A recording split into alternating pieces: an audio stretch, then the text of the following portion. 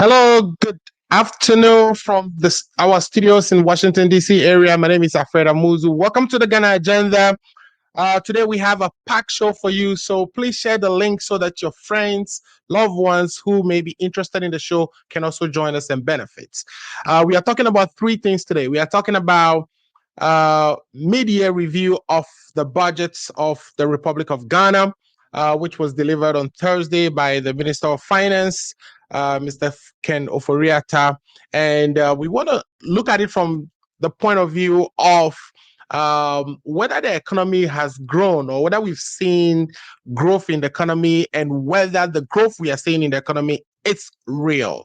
And also, what has happened over the last 6 months and whether what the plans are for going forward. So we'll look at the media review and what has happened in 6 years, in the last 6 months, and the plans going forward stated by the Minister of Finance.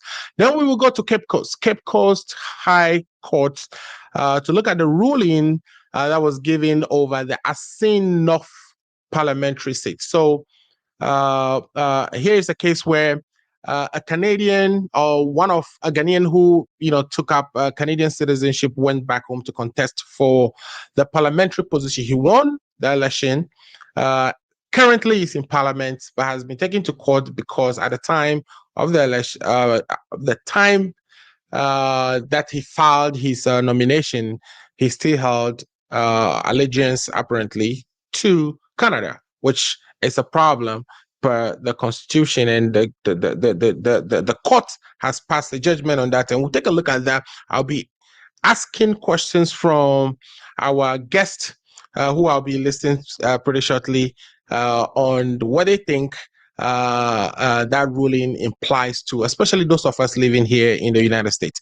Then the third thing we'll talk about is the Chief Justice. We'll go quickly to see whether the allegations against the Chief Justice, in other words, the bribery allegations where he has been alleged to have taken asked for $5 million to, produce a favorable judgment.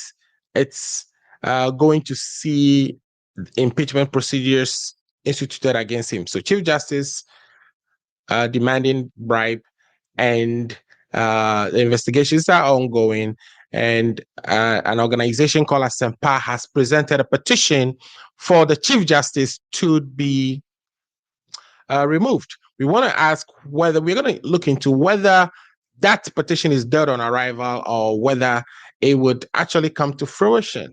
Again, I will be joined today by Mr. Emmanuel Darko, who's already in studio. I can see him.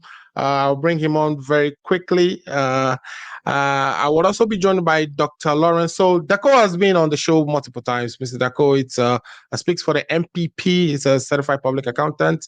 I would bring in Mr.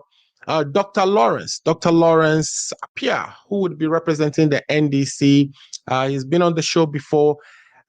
Great source of information. He does a lot of interviews, and I can't wait to hear what he has to say on the budget and the case from the Cape Coast High Courts. And also another person who just came on the show last week. I'm talking here about Ato Kwamena, who's one of our great supporters. He's been watching the show, following every single week, commenting, and we've been successful in bringing him to the show to contribute last week. We'll be bringing him back. Ato is neutral, and he would be bringing that balance to the conversation, because sometimes if you're familiar with the show, if you've been watching, it gets it gets very drawn between the NDC and the MPP, and we need to put that fair balance, or somebody else with a neutral who's not affiliated with any of the parties, to also share their views. We welcome your views as well. Please type your comments and ask questions of the guests, ask questions of myself, contribute to the topic. We just want to minimize the insults, because this is not a show for insult. This is a show to discuss issues impacting our dear country, Ghana. I'll take a quick break. When I come back, I'll bring my guest in so we can start the show. In the meantime, please share the link and tell a friend to tell a friend. The Ghana Agenda is on. Are you 65 years or older? Good news. Illinois has expanded its Medicaid health insurance program to everyone 65 and older, regardless of your immigration status. Need help to apply?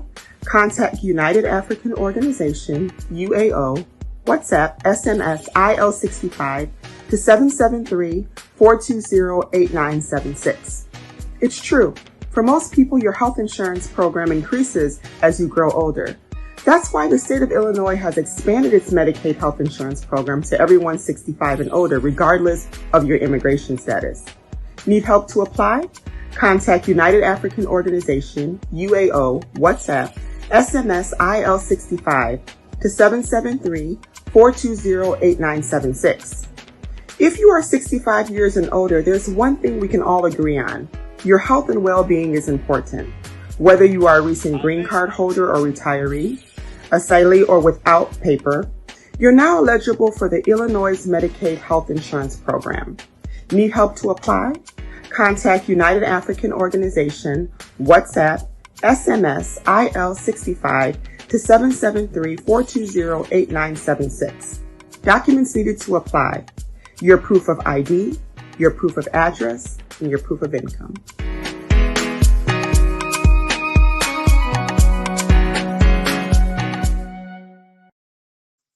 Hello, welcome back to the show. Again, my name is Alfredo Muzu, and today, like I said, we'll be having my good friend Emmanuel Darko, and also I think Ato is in the studio, and Ato has joined us. So let me bring Ato in. Ato, thanks for joining the show, and Emmanuel, thanks for joining the show. I hope you guys are having a good day and the weather is good wherever you are from. You are joining from.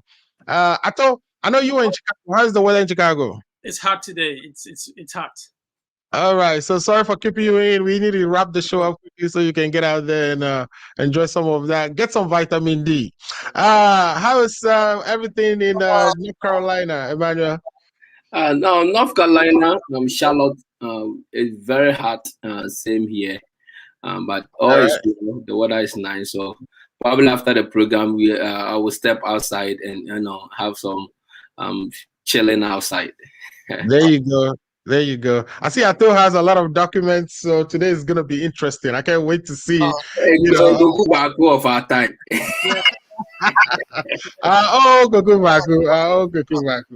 All right, guys. So we are waiting for Dr. Lawrence to join, and I think I have Lifetime Legacy in studio, but his picture is off. So Lifetime, if you can hear me, get your pictures back on, and let's start the conversation. So, guys, today I wanted us to dwell mostly on Lifetime Legacy is in here. So let me do this first. I think I'm not in the right order. I think we should introduce ourselves very quickly. I'll start from Emmanuel. Emmanuel, you've been on the show for so long, so people know you. But if you can tell them quickly a little bit about yourself, and then we'll go to the other guests to also do the same, and then we will table the topics for conversation and begin. Oh, okay. Thank you, Alfred. And to our viewers, probably the first time they are hearing me, I go by Emmanuel Darko. I'm the current MPP USA branch treasurer. When it comes to North Carolina Charlotte chapter, I'm also the vice chairman of the chapter here for MPP USA. Currently, I'm accountant by profession. Do some IT audit and financial control audit, and that's my something I do for fun on my side. So I think that's the only thing I can say about myself on that. Thank you, Alfred, and greetings to the co-panelists. Thank you so much. Thank you. And then I would like to, remain in the familiar territory. So let's go to Ato Kwamena, who was also who was on the show last week. So I'm sure the viewers and listeners are a bit familiar with him. But Ato, introduce yourself to us, and I think we should say something fun about ourselves, right? As we do it. I know I didn't say that for you, Emmanuel, but Ato, if you could tell us something you do on your leisure, so that some of us can pick and maybe you do the same, Yeah. So my name is Ato Kwamena. Actually, my formal name is Emmanuel. So I share the same name with my friend Emmanuel Darko over there. I'm in Chicago. Currently, I am a nurse by profession. I just got my Doctor of Nurse Practice degree. So I have a doctorate degree in nursing right now. I don't affiliate myself with any party as of now. I used to be NPP, But right now, I see myself as a neutral. I'm leaning towards maybe CPP or PP or TPP. But I would say that also one interesting thing about me is I like to play the piano. So right now I was at church with the choir, practicing with them, and I just had to rush over here. And I play soccer too sometimes during the summertime with the doctors, Ofori and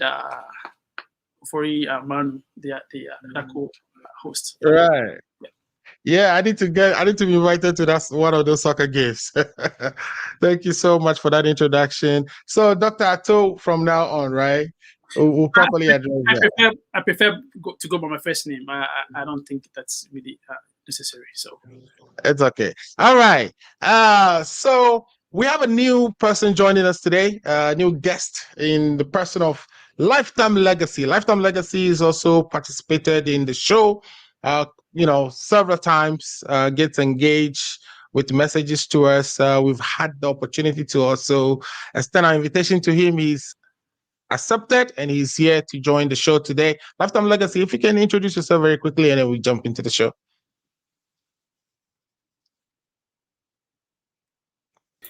Thank you so much for the opportunity and the chance to be here. My name is Appiah Gastor.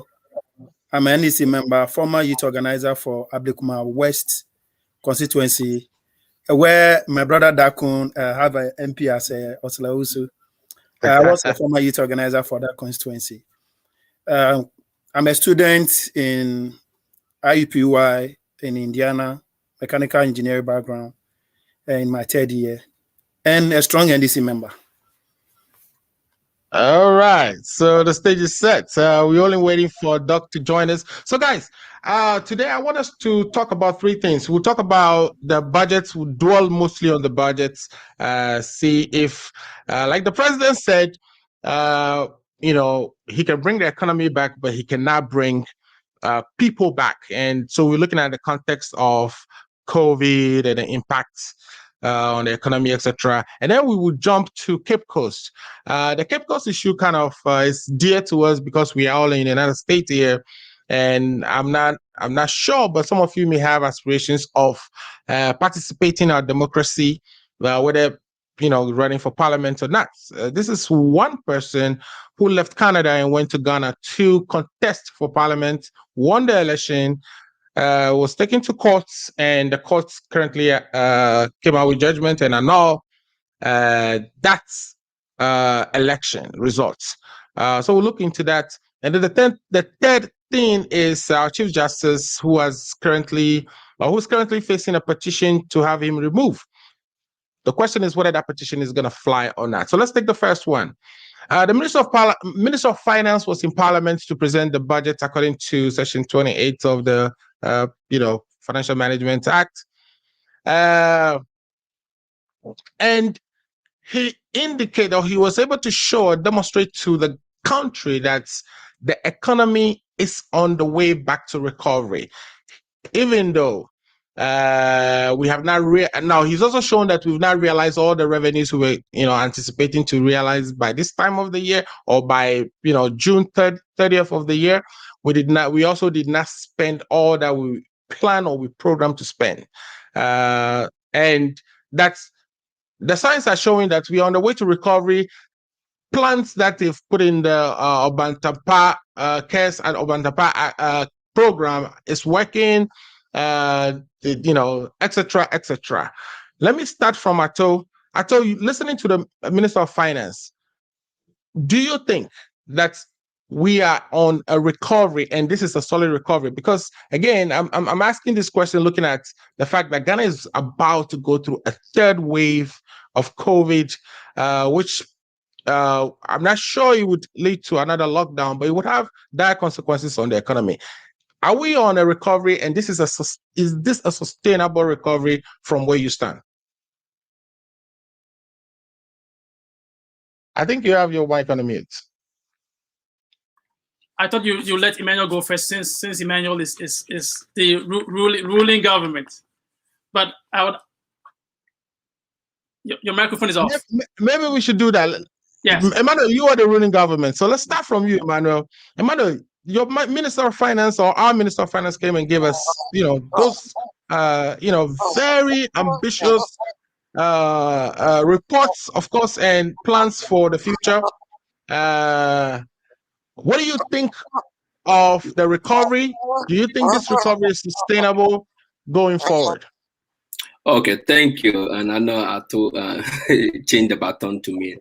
And I think thank you, Alfred, for today and our viewers for listening to us. And I think this is very, very, very important that we talk about the budget review. Our Honorable Minister of Finance came to Parliament, media review.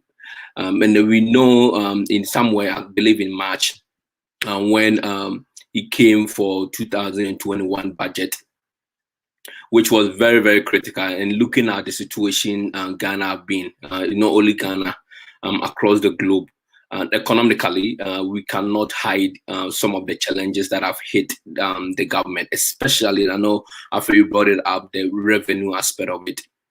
And you realize that in 2020, our revenue level went down. Expenditure also went up. So the government was very, very in the very fiscal deficit on that, where some of the benchmarks were really tweaked. So coming to media review, most people will say the economy have not recovered that much. So the government should be probably, and I think that was one of the perception that, okay, probably they will come and ask more money. Not much is going on for the last 6 months of the government. And the last 6 months of the government have also been a challenge with election petition, with CEOs are not yet fully, MMDCs are not fully in place. We recently have ministers and deputy ministers being in office. So those are some of the things that have slowed the government in terms of the operationalize or the machinery of the government. So it was very concerning. And I know there was a lot of concern that was coming in. But I'll pick, and Alfred, I'll pick what is we can say is the government is doing well. And the government is focusing on this media budget. And I categorize it. I know today, if you have used the whole show for it, there's so many things we can talk about it. But I want the viewers and our listeners to be aware of what you brought up. Is it sustainable? Yes, it's very sustainable, and we can look at the revenue recovery that's coming. You can see some of the industries are being picking up. Things are now going, so meaning that the government is having some flow of cash coming in to sustain other programs, other activities from the national level, regional level, and the district level, or to the constituency level, or to the locality of it. So things are picking up, people are back to work, especially the banking sector, the hospitality, the entertainment, arts. So you can see that things are gradually coming up. At the same time, on the back of our mind, COVID has not phased out. COVID has not gone. So you are in the middle of COVID at the same time trying to recover your economy.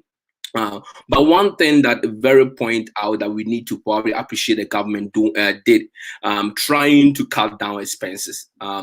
Since we didn't come for more money, or we didn't request for more money, at the same time, expenses have to also be controlled. Personally, expenses, if you want to do something better, you want to check your expenses. Where are the money going? And that's what the government, I know there's other bias argument on that, okay, why certain industries have to be cut down to refocus on certain areas. So that's something that we have to appreciate the government for, cutting some expenses and focus more on things that are very important in the country to get things going, not necessarily to do crazy things. So that's something that we need to take note of that. In terms of another second point, I'm very happy about it, because the reason why I'm very happy about it is we saw the military recruitment. Okay, and those who saw that video, you see young men and women a lot. And I saw one video and I was so sad. I was like, all these young men and women are still in this country with no jobs, that they want to get recruited into the military, where they know that they will have a stable income coming in. So that was very concerning. with terrorists in Nigeria like Boko Haram, Taliban, which they can easily recruit rebels, and this case can fall a prey to that. Or people trying to smuggle people from the country to Libya and go to other Asian countries.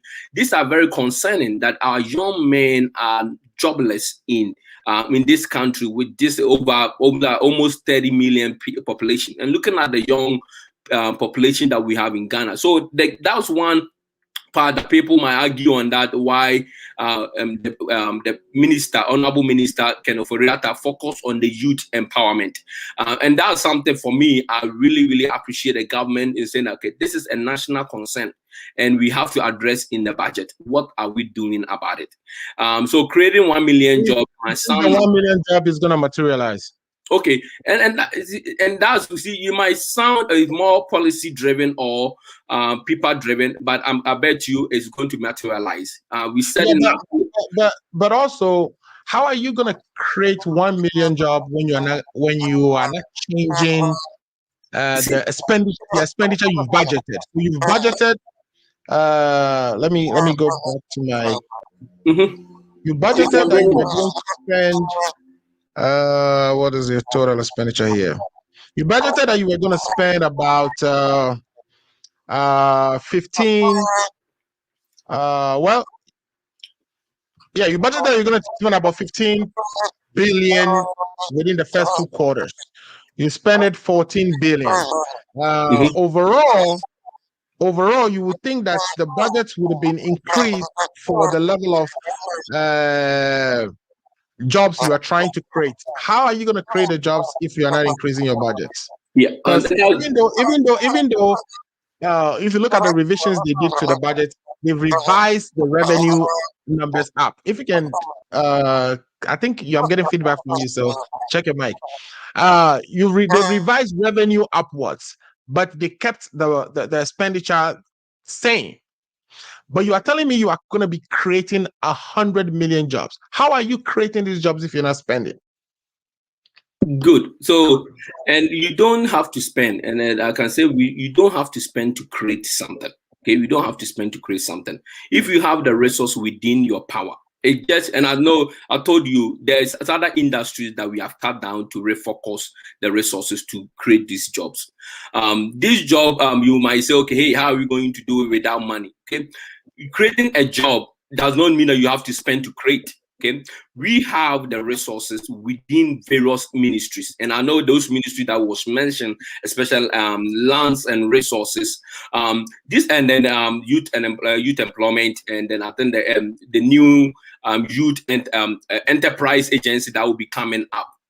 These are things that the government. That's what you need, leadership. See, leadership that is thinking ahead. Okay, we don't have to burden ourselves to create a job. So why are we going to spend more money and then pump money into the system and thinking that, oh, we're creating a job by expenditure? Then why do we not stop spending and give the money to people? We could have done that. But that's when you need leadership to look at, okay, our physical position on that. What revenue is coming in? What can we generate internally? And then you call it, okay, how do you use your retained earning to create something within without spending it out? And that's where I think that the finance minister and his team and the government is more intentional about it. That yes, you might have concern that, okay, we are not asking more money, but we are able to manage what we have now so that we can create something out of it. People like create something out of nothing. That's what will help the youth bring back the focus of. For me, I'm very concerned about it, because when I saw that video, I was like, it's very concerned as a nation. That's when vigilante came out of it. These are some of the challenges that create some of our political machineries to use this youth to do things that were not lawful. So it's good the government are focused on that. Okay, how do we finance this young enterprise? So you think, government can create a job without showing any increase in the expenditure as they've budgeted for the year? Let me go to Lifetime Legacy from the NDC. Lifetime Legacy, you've heard my good friend Emmanuel. Emmanuel is saying that the economy is on the rebound. The economy recorded 3.1 GDP growth in the first quarter. In the second quarter, we pick up 3.4. That we are on track to hit our 5.1 that was projected in the budgets, and even that is being revised upwards. Now, our GDP is being revised upwards. At the same time, you could see that we are not increasing expenditure to actually spur the growth, because you really not going to get no growth if you're not spending. I mean, things don't just grow. They grow from, you can't provide jobs without creating them, which means spending some money to either build factories or build things that people can be employed working on. But the government doesn't show any increase in expenditure. They kept expenditure the same while they show a revision in revenue, even though we are still behind on the revenue numbers from the first 6 months of the year. What is your assessment of this rebound vis-a-vis Delta and a possible third wave in Ghana? Thank you so much, Mr. Host. I will start with the finance minister couldn't have requested for any additional money because they've not done any development or they've not spent. So how will they come to ask for additional money whilst the ones that we've given them for the first 2 quarters is still with them? I don't have a strong economical background, but then my little knowledge in economics tells me that if you want to, there's no way you can have a growth when you are not spending. For instance, if the government is investing so much in development, it's recruiting a lot of people are being paid, services are taking place, that is when expenses will go, or the government will spend, and then that's how we can say that the economy is growing. For instance, if you have a government who is not spending and also have introduced a lot of taxes in the beginning of the year and is not spending, automatically you are likely to have the kind of growth they are talking about. And to me, I think this is artificial growth. This is artificial growth that they are talking about. Now, it's so sad that we are almost in the 8th month. And this is a government that was ruling, that has ruled for the past four years and continuing affair. Yep. And we are in the 8th month and they could not still form their government, let alone have people in offices to implement some of their policies that they promise Ghanaians. So I think for me, it's a failure on the government. The finance minister couldn't have asked anything because to whom much is given, much is expected. If whatever is given to you in the first beginning of the year, you've not been able to account for it, or you have nothing to show off, there's no way you can come back and request for more. So right. It's the honor lies on us as a Ghanaians to pray for them that they put the necessary people in place to get the government machinery in place to work, so that what they promised to Ghanaians, or the promises they make to Ghanaians, they will begin to fulfill them. If they begin to implement those policies and the economy is growing, that is where we can all confidently say that we are coming out of the situation, the bad situation. But as it is now, there's no spending, there's nothing, there's no project going on. You cannot conclude by saying that the economy is growing. This is my opinion. Thank you. Quickly, let me ask you, in the budget, you've seen where they've shown you that they've budgeted for 15 billion, and I'm looking at Appendix 2C, which is economic classification of central government expenditure, which is on page 100. They showed you that they've spent 15.1 billion. Matter of fact, they programmed 15.1 billion and they spent 14.6. So what has not been spent is not that significant. So they've actually spent what they said they were going to spend. But my thing is, they have not changed the expenditure they will need to deliver all this jobs that they are promising, they've not changed their current expenditure projections. So you would have thought that if you're going to deliver 1 million jobs and you've not changed your expenditure projections and you are in the 6 months, that perhaps you are further in that 1 million. You may have already done 300 jobs, but we don't know, or we have not been told whether the government has so far delivered that. Yeah. So clearly, this is indication that there's for this particular year, we are not going to see any massive development when it comes to this thing, because they've already spent more than what they are supposed to spend on what. You get it? Here is the situation. We are in the 8th month. We have 4 months to end the year. And if at this time he's unable to ask for additional money, meaning it's clear indication that they are not going to do any serious infrastructure, because the nation only develops when people are engaged. You get it? The economy becomes stronger when people are engaged and expenses is going on. The government is generating more revenue out of employing people. That is where you can confidently say that the economy is going. But when you have a situation where no infrastructure is going on, nothing significant is going on, we cannot say much about the economy is getting stronger. Okay, great. Hey, all right. Yes. Can I chip in? I want to hear a neutral voice, and then I'll bring you in. I know you are eager. So we'll get back to you and you chip in. But Ms. Ato, or Dr. Ato, you've heard the two parties. The MPP is telling you, everything is going well, that they are going to even add 1 million jobs, even though they're not asking for more money to do so. I think we've just been joined by Dr. Lawrence as well. I'll bring him in, but I'll let him introduce himself shortly. But so here's the NDC's, and NDC's position is that you've gotten 15, billion to spend for the first 6 months. You've not been able to spend it all.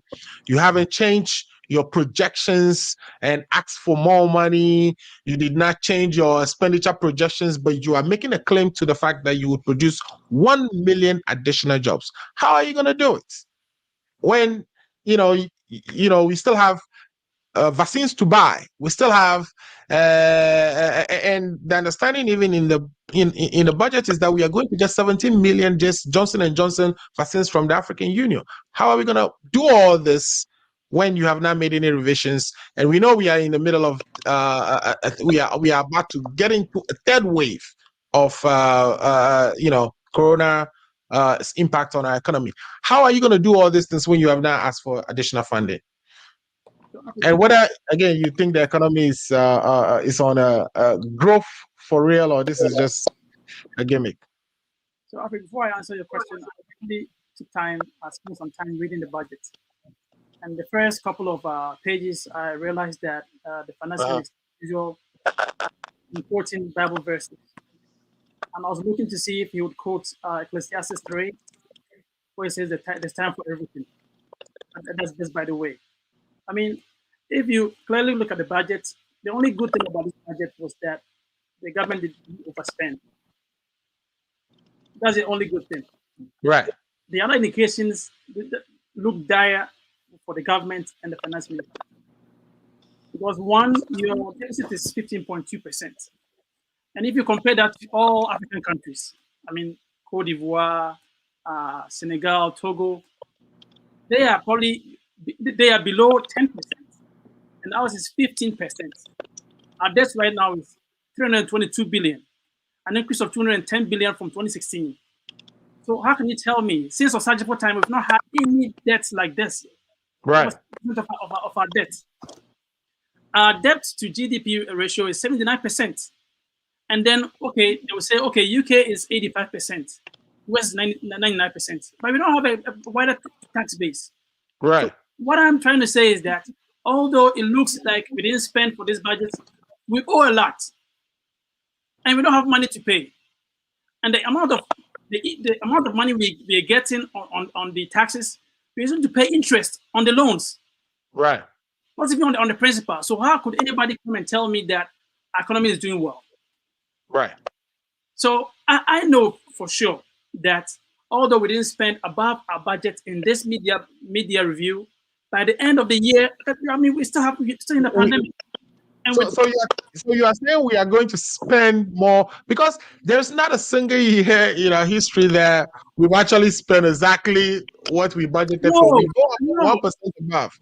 So this whole thing about not revising expenditure, do you think it's another way to just manage expectations for now? And especially in the pandemic, it's unconscionable for anybody to think that with our debt to GDP ratio and our tax brackets and our tax system, there's no way in heaven that we'll be able to pay our taxes to remain within our budget. When we have a Delta variant, that God knows when that would go away. So what I'm saying is that right now he painted a picture like, okay, we didn't overspend, but then he didn't paint the picture of how we're going to pay for our debts. But right now our debt is just 60% above what we're supposed to be since Osagyefo time. So it's strange that the minister paints a picture that everything looks good, that is going to create jobs in the next, say, 6 months. But unless he borrows, there's no way. Unless he borrows more, that's going to add to our interest rate. And the sad thing about it is all the money we are paying only interest. So the principal is just like going to buy a car. When the car you bought, you don't even have money to pay for the principal. You only pay interest. So imagine the amount of money you pay in the next 4 or 5 years. So the budget looks good that we didn't overspend, but then it doesn't talk about how we're going to pay for all this debt. And we don't have any. The only solution will be maybe it's IMF, that I don't think Emmanuel would be happy to go to. But right now, that's the only solution to go to, because you don't have any plan to pay for all your loans, including interest, although you didn't overspend. Right. They are telling you that we have discoveries. We have discoveries in some of our oil fields, and oil prices being forecasted to go high. They also say that the Obantampa Cares Plan, that they are asking for private industry or enterprise to actually contribute 60 billion extra towards our development plans. Do you think this would be ways that they finance the growth they are projecting outside the balance sheet? No, so Alfred, with gold, our GDP was not. It wasn't significant. It was just, if our GDP was 4.6, probably would go up like 6% with gold. So that would not be significant. And the money we get from gold, that money would not be able to pay our debts. All those Obatampa nomenclature and all these names, there are ways that I think is only giving us hope, but actually it will not help us pay our debt or reduce the amount of debt we have in the country. Right. Okay. Let me bring in Dr. Lawrence and have him introduce himself.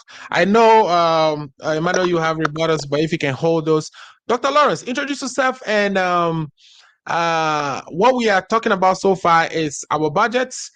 We've heard the Minister of Finance, and I want to take your view on what do you think about the growth projections that is made. He said we've had 3.1 first quarter, second quarter 3.4, that they are still maintaining the 5 point. They're actually revising upward our GDP growth to be 5.4 or so. I've seen some reports from the Economic Intelligence Unit that also revised theirs from 2.6 to 4.8, so coming closer to what the government is projecting. But do you think this is superficial? Do you think we are going to realize this growth? And also the whole bit about not increasing their expenditure projections, do you think this is going to hold? How do you hold your expenditure at the same time, deliver all these jobs that they are claiming? Yeah, thank you very much. My name is Dr. Lawrence, and I'm an NDC USA communicator, founder of the Friends of John Dramani Mahama North America, and then founder of the Diaspora and Progressive Movement in the United States here. I just want to know if we are having a tea party here, because Emmanuel has been sipping his tea every second as if we are having a tea party. So I want to know if we are having a tea party here. If we are not having a tea party, I would beg Emmanuel to put his big white cap somewhere and let's get down to business. This is serious business. We are not taking tea party. And that is what I want to say. Now, on the issue of the budget and its projections, I mean, I don't want to sound like a doomsday prophet or whatever, but what projections has this government come up with that it has met? And what promises has this government come up that they have actually honored that promises? You see, what I see about this budget and this projection is that it is going to make Ghana very, very, very difficult to live in. That is all I can say. And from what I am beginning to see, the MPP knows they have lost the 2024 elections. So what they are trying to do right now is to make the country and the economy difficult for the next NDC government to handle. That is why they've started with this budget of we didn't ask for any more money, we didn't increase taxes, but we are asking Ghanaians to contribute or donate 100 cedis a month towards the cathedral. That is what they are trying to do, making the economy very hard for the Ghanaian people. And as usual, come up with their propaganda that, oh, we didn't ask for any new money, we didn't ask for, we didn't increase any taxes, or we didn't introduce any new taxes, and that we have these projections and we are going to meet them. This government is not going to meet any projections. The projections they have put out there are all paperwork. The projections they have put out there are all paperwork. They themselves know they can't meet any of them. They themselves know. Was it this government that campaign on the fact that borrowing was a lazy man's approach to governance? Was it not this government? And how much have they borrowed now? When they were telling President Mahama was incompetent, the GDP to growth rate was about 73% or so.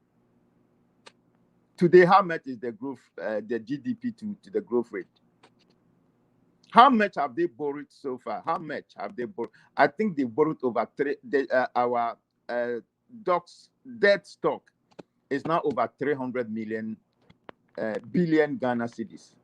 Meanwhile, when they took over, it was just 120 billion Ghana cedis. They've added more than half of what they came to take over. And if you have added all this debt, all this money, and you have nothing to show forth, why would you go to Parliament and ask for any more money? So it is not the fact that they didn't ask for any more money. It's because they can't ask for any more money. And I'm happy that the NDC's campaign that these people have borrowed over any other government in the history of Ghana is working.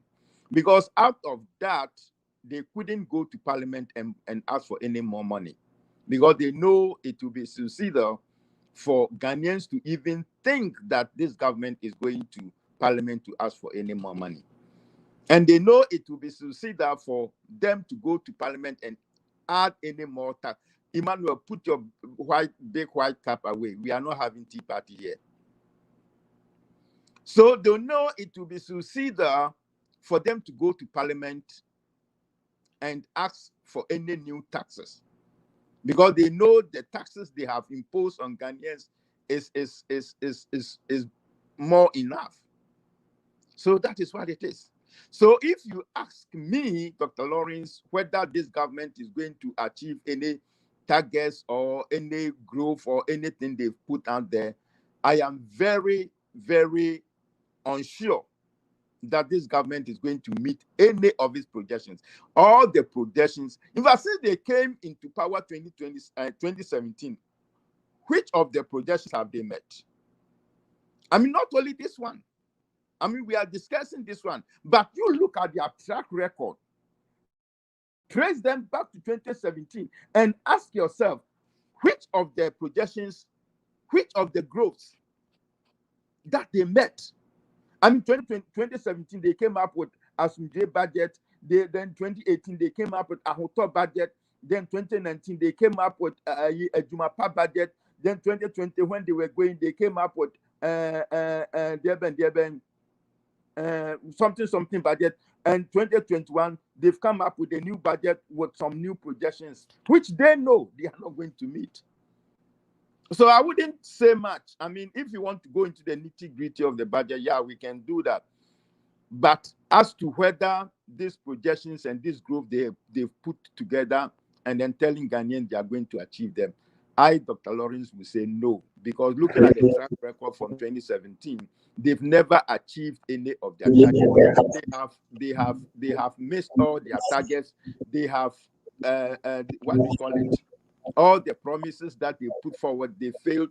All their flagship program that they put forward, they haven't been able to deliver them, and they keep promising that they are going to use, that they are going to give youth, they are going to create give the youth 100 million jobs. But Dr. Lawrence, the NPP would tell you that in 2014, NDC realized a GDP growth of 2.8% in 2015, 2.1%. In 2016, 3.3%. So NDC was pretty much not even hitting the 4%. But in 2017, they were able to record under the NPP administration 8.3% GDP growth. 2018, they did 6.1%. They did 6.5% in 2019. And it was only Corona that took them to 0.7% when the rest of Africa was actually recording negative GDP growth. So that they've done well. And even in their recovery, they are doing almost 5%, which is above what we were having since 2014. You see, let me tell you this. When you started talking about the growth, right? Did you realize that they were coming down from 2017? 2017, 2018, it came down. 2018 to 2019, it came down. 2019 to 2020, it came down. So before the coronavirus even hit Ghana, the growth was coming down. And you see, not let deceive ourselves with these figures and with this growth. Look at what is happening in the country. That is what is important. Look at what is happening in the country. If the people in the country are enjoying or are seeing their pockets growing fat, or they are seeing their livelihood and their lifestyle is changing for the better, you are not the one to tell them your growth was 18% or 20%. They will say it. So me, I don't actually buy into this growth of this and this. The MPP since 2017 has been going down in their growth until coronavirus hit, and then they started going negative. And then as soon as they started going negative, they started comparing their growth to other African countries and even to the United States and UK. Right. You see, when they are failing, then they compare themselves to other people. Say, look at how they are also failing. And that is the hallmark of the MPP. They have never done well since they came power in 2017. And the life of Ghanaians have been deteriorating since 2017, and they don't have anybody to blame but other African countries. Okay, so let's do a 2-minute rebuttal on this topic, and I'm going to go straight to Emmanuel on this. Emmanuel, let's pick up from where we stopped. Dr. Lawrence is saying that, all this growth that you have, shown us in your GDP, in your budgets, that is not showing in the life of the people. You even stated that the youth that you saw on the streets trying to register to get into the army shows that there is a lot of unemployment. So what and sometimes we see mistakes in the budget, and I'm going to show you some mistakes that I found in this budget. Are these numbers just mistakes being made here? And I'm sure there are mistakes, of course, because the IMF and other organizations are calculating the same numbers. But this is not showing in the life of the people. So how can you convince the Ghanaian that the NPP is actually growing the economy for them, that is going to provide some benefits and jobs for them in the future? Okay, thank you, Alfred. Greetings to my friend, Dr. Lawrence. we will still have tea party. The government is doing well. On I think, Alfred, before I come, I need to correct something. I think we are having a conversation that we need to base it on facts. The 1 million jobs for the youth is for the next 3 years. And I think we have to be clear on that. This is not a job that is going to be created within 4 months of the year. So this is based on a 3 years timeline. So approximately within a year, we expected to have about 333,000 jobs being created. And even 1D1F, 1 district, 1 factory, even this year, indirectly and directly, jobs have been over 150,000 jobs have been created out of that. So you can even do the math and like, okay, the government is in good on the good route, even 1 million job within 3 years. And I can point Mr. Lawrence back to their own manifesto. GM even promised 1 million job over 4 years of term, and that was in your manifesto. So you can go back and double check that. And then there was a concern: how are you going to create 1 million job within 4 years of your administration?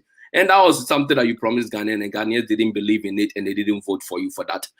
They believe in the Nanado Danko and Baumia government, and that's what they gave us the mandate to go and do what is right. And it's right, and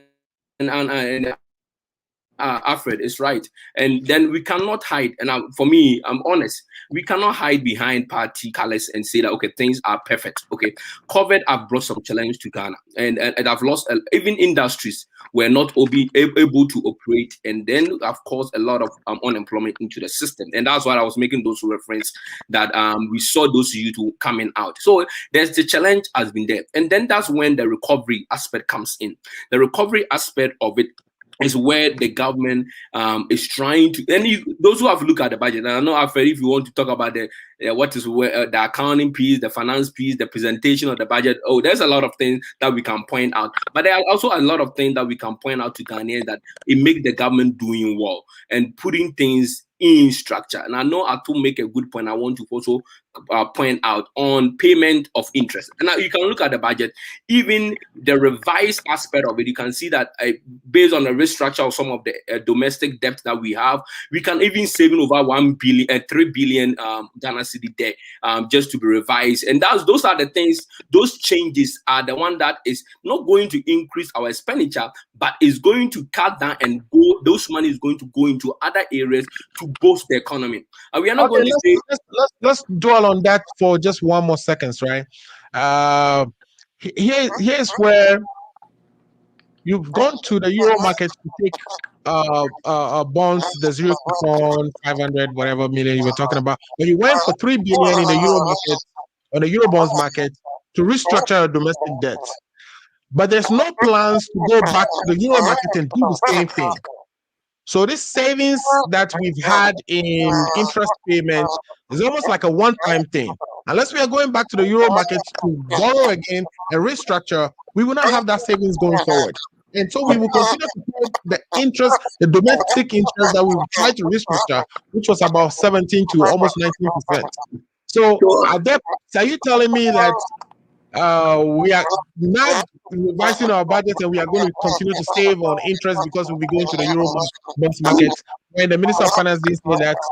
No. And I'm not going to say that. And I will not say that because I don't know. I'll just be honest. But what I know is an effort will be made. And we cannot say, okay, we make one effort and we sit there and things fall back. No.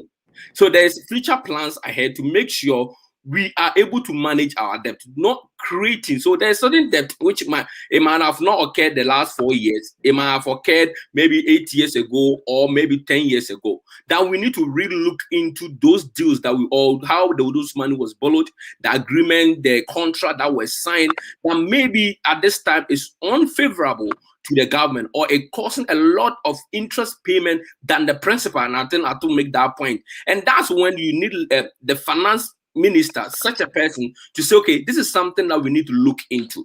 Either we have to go whatever channel. So the channel, you might have question over the channel, whether you go to Eurobond or you go into your domestic market to restructure it and make sure you get a favorable deal.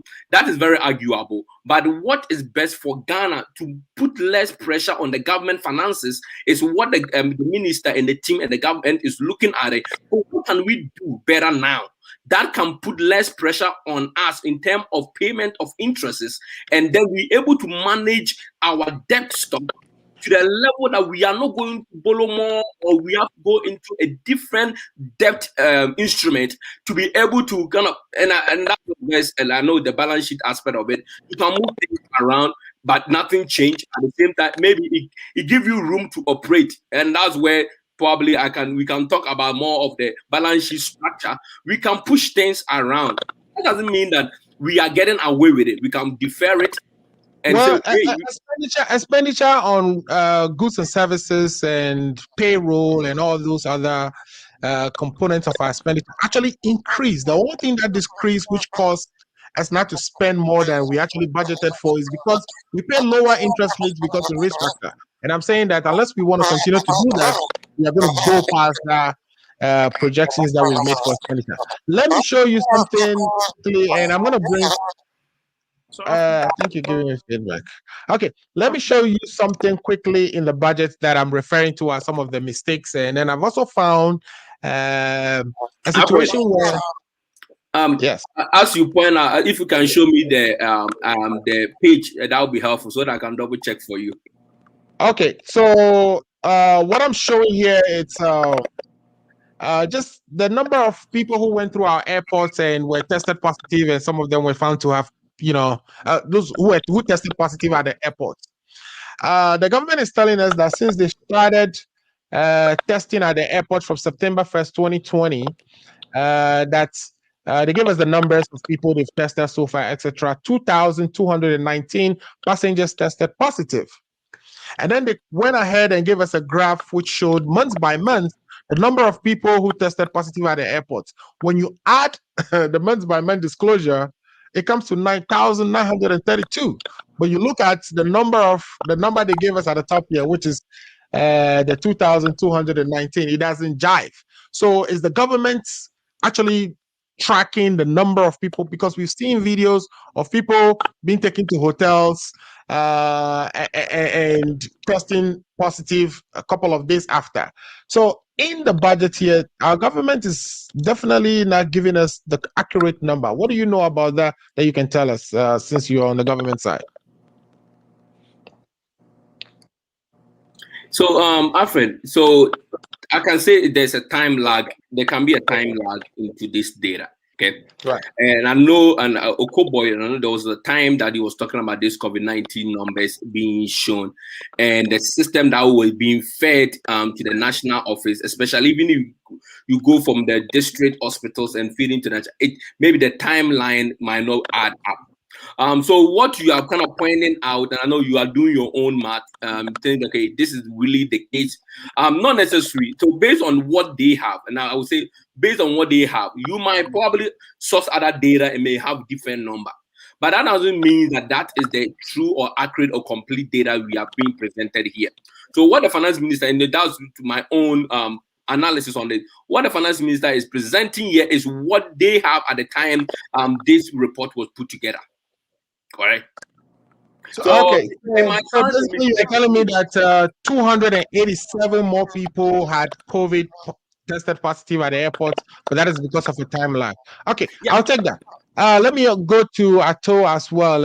Ato, what do you think about these disclosures that we see in our budgets? And I also have another one where we budgeted 308 million for the seed money for the development bank. But we ended up spending 614 million, and we did not and then when we went to revise our budget, because we provide revisional numbers for our expenditure, and we did not show that we spent 614. I'm going to show you that, but these are some of the things I'm finding. Why are we budgeting 308, spending 614, and we are not showing that 314 we spend it in our revisions? There seems to be something with this budget that makes it sound to me like it's not adding up. I don't know if you found the same things and what your opinion on this is. I mean, I wasn't as detailed doing the math like you did, but to just shift the point quickly, that you would think that the government, with all this money that we owe, that we will use this the airport to create some revenue. But what did they do? They contracted Frontier, who had no experience in healthcare, and gave them the contract, and we are only making 10%. The amount of money, even is 2,000 people in the airport, or even paying $150. You can just do the math. But I can see that with the reporting of COVID cases, even in the US, we have errors like this. So I think this is an inadvertent error. But then with the money, the expenditure, and I cannot reconcile between the amount of money we use if the number is this, and that's what number is wrong. So I cannot really reconcile that. But to add to your point, you are talking about the GDP, how the MPP did well with the GDP. The GDP won't tell you anything. You can have a GDP of 20%, right? It's only the economic activity in your area. So say if I'm able to sell more things, that means my GDP will go up. But what really matters is your debt to GDP ratio, and the percentage tax to GDP. That means the amount of tax you're able to collect to pay your debts. So you can have a GDP of say 50%, but then if you're unable to pay your debt, you still owe money, although you have a lot of activity in your country. So what I'm saying is, you have to borrow more to even pay your interest. Yeah. So if you're unable to collect more taxes, and the only way that we can be able to pay our taxes is one, to collect taxes. Ghanaians will be very angry. Right now, the government only increased the pay by only 4%. What is the inflation rate?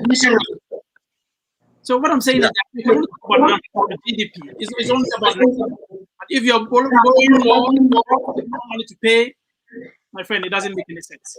Yeah, but they are telling you also that they are digitizing. They've converted the IT number into our Ghana ID number. So the Ghana ID now replaces if you only digitize, it would only increase your percentage tax to GDP by just 2 or 3%. It will not be significant. I think we are targeting 20% by 2024. So in the sense that all those who are paying taxes are all those in urban areas. My grandmother in the village will not be digitized. Right, and then they have the race, which is another office they are creating in the Ministry of Finance, which is going to be going after people for compliance, trying to enforce compliance with taxes, making sure people are paying their taxes, going after them. All this as efforts towards getting to that 20% tax to GDP ratio you are quoting. It will be a miracle. 20% will be a miracle. Okay. So, Dr. Lawrence. Yes, Lifetime Legacy. I think we've kept Lifetime Legacy quiet for a minute. Let me go back to him, and then I'll come to you, Dr. Lawrence. Lifetime Legacy. You've heard, you've read the budget as well. I have seen so many misstatements in the budgets. It could be, innocent mistakes, but also sometimes when you are spending 300 million more than you've budgeted, and you're not recording that in your revised budget. That's suspicious. Do you think this budget has good data for us to analyze, or you think something is going on here? Okay, let me first of all welcome my senior brother, Dr. Lawrence. MPP are noted for not reporting accurate figure. If you recall, I think somewhere 2020 in one of the budget statements, they presented different figure to Ghanaians, and when it goes to IMF, the figure they sent to IMF, it was also different. So I will not consider what you classify as an error to be an error. It's something for me. I think they were trying to be smart, and they were not smart enough. So that is my comment on it. Now, on the issue of things are not going one well. Yeah, it is true. I was in Ghana in December. In December, as at that time, a bag of cement, it's 37 cedis to a bag. Yesterday, as I was checking, by virtue of this new revision, the finance minister talk about this week. A bag of cement now from Gasam is now 42. So automatically, people who are supposed to go into construction do so much for the government to get the return for the distance. It won't happen. You get it? So they also mentioned that they are going to employ 1 million people. The 100,000 people they have employed under the NACO, we hear them on radio on daily basis complaining that they've not been paid. You get it? So this MPP government always presents information. When you go behind them and check, you realize that what they are saying is quite different from what the reality is. So they are noted for that, and I'm not surprised of what they are churning out there. And the cost of living is so high. I was talking to a friend yesterday, and somebody will work a whole month, and then what the person will earn is $1,000, more or less $200 equivalent for the whole month. So when all these situations are in place, and how will the people spend, let alone the government, to generate the income? You get it? So there's much to be desired from this government. All right, let's go to Dr. Lawrence. Dr. Lawrence, are you also suspicious of what we've seen in the numbers from your read of the budget? Yeah, like my friend Legacy said, thank you, Legacy, for welcoming me back. Well, I should have apologized for being late, but I just forgot because I thought we were having tea party by Emmanuel's actions, and there we go. Now, before I get to it, let me get this straight to Emmanuel. NDC did not lose the 2020 elections. NDC won the 2020 elections. But Nana Akufo-Addo was selected for the Ghanaian people by Jim Mensah and Chief Justice Annim Yeboah. So get that very, very clear. Nana Akufo-Addo, the current president of Ghana, was selected by the commissioner for the EC and endorsed by the Chief Justice Annim Yeboah. Now, on the issue of the budget mistakes that we are talking about, you see, MPP, one minister, one MP for NDC. I don't know whether it is ABA Fuseni or Muntaka somebody. He said, if Dr. Baumuya greets you, look at the position of the sun before you respond. Because he will greet you, good morning, you look at the position of the sun and the sun will be setting, which means it will be evening. So you have to look at the position of the sun before you respond and say good evening. If he tells you good morning, look at the position of the sun before you respond, because you'll be deceived. Now, were we not in Ghana when Honorable Hawa Kumsen, I think she was the special initiative minister, and she drew a budget for 800,000. And when she was caught in Parliament, they said it was not 800,000, but it was rather 8,000. Meanwhile, when you do the math from the beginning to the end, it adds up to 800,000. Right. So where did they get the 8,000 from? So this budget, as a matter of fact, I think you have just taken maybe an hour or two of your time to look at it, and now look at the mistakes that you have been finding. And I bet you, if you take a whole day reviewing this budget, you will see many more mistakes in them. And they are deliberate. I mean, if they tell you it is an innocent mistake, so they didn't take, I mean, do you know how many days they take to prepare this budget? Or even how many weeks they prepare they prepare and they use to prepare this budget? And then at the end of the day, you come and tell us, oh, this was an intelligent mistake. This was a Deben mistake. This was a Deben mistake. They were intentional. So if you don't look at it critically, you might think the figures are all right. The figures are all wrong. And they are aware. They know. Right. They know. So Me, I wouldn't. I mean, maybe we still have more time to talk about issues. I wouldn't spend much time talking about this. But what I mean, yes, let me make one more a correction that I said. In fact, I said that the debt to GDP was 63%, 73% when we were leaving power in 2017. Actually, it was 69% when we were leaving power in 2017. And officially, IMF has said that when a country's debt to GDP is 70%, that country is in epic. I mean, that is the official pronouncement or records by the IMF. You can choose, your country can choose to say you are 80%, like America is whatever percent, but they say they are not in epic. That's fine. You will choose to say you are not in epic.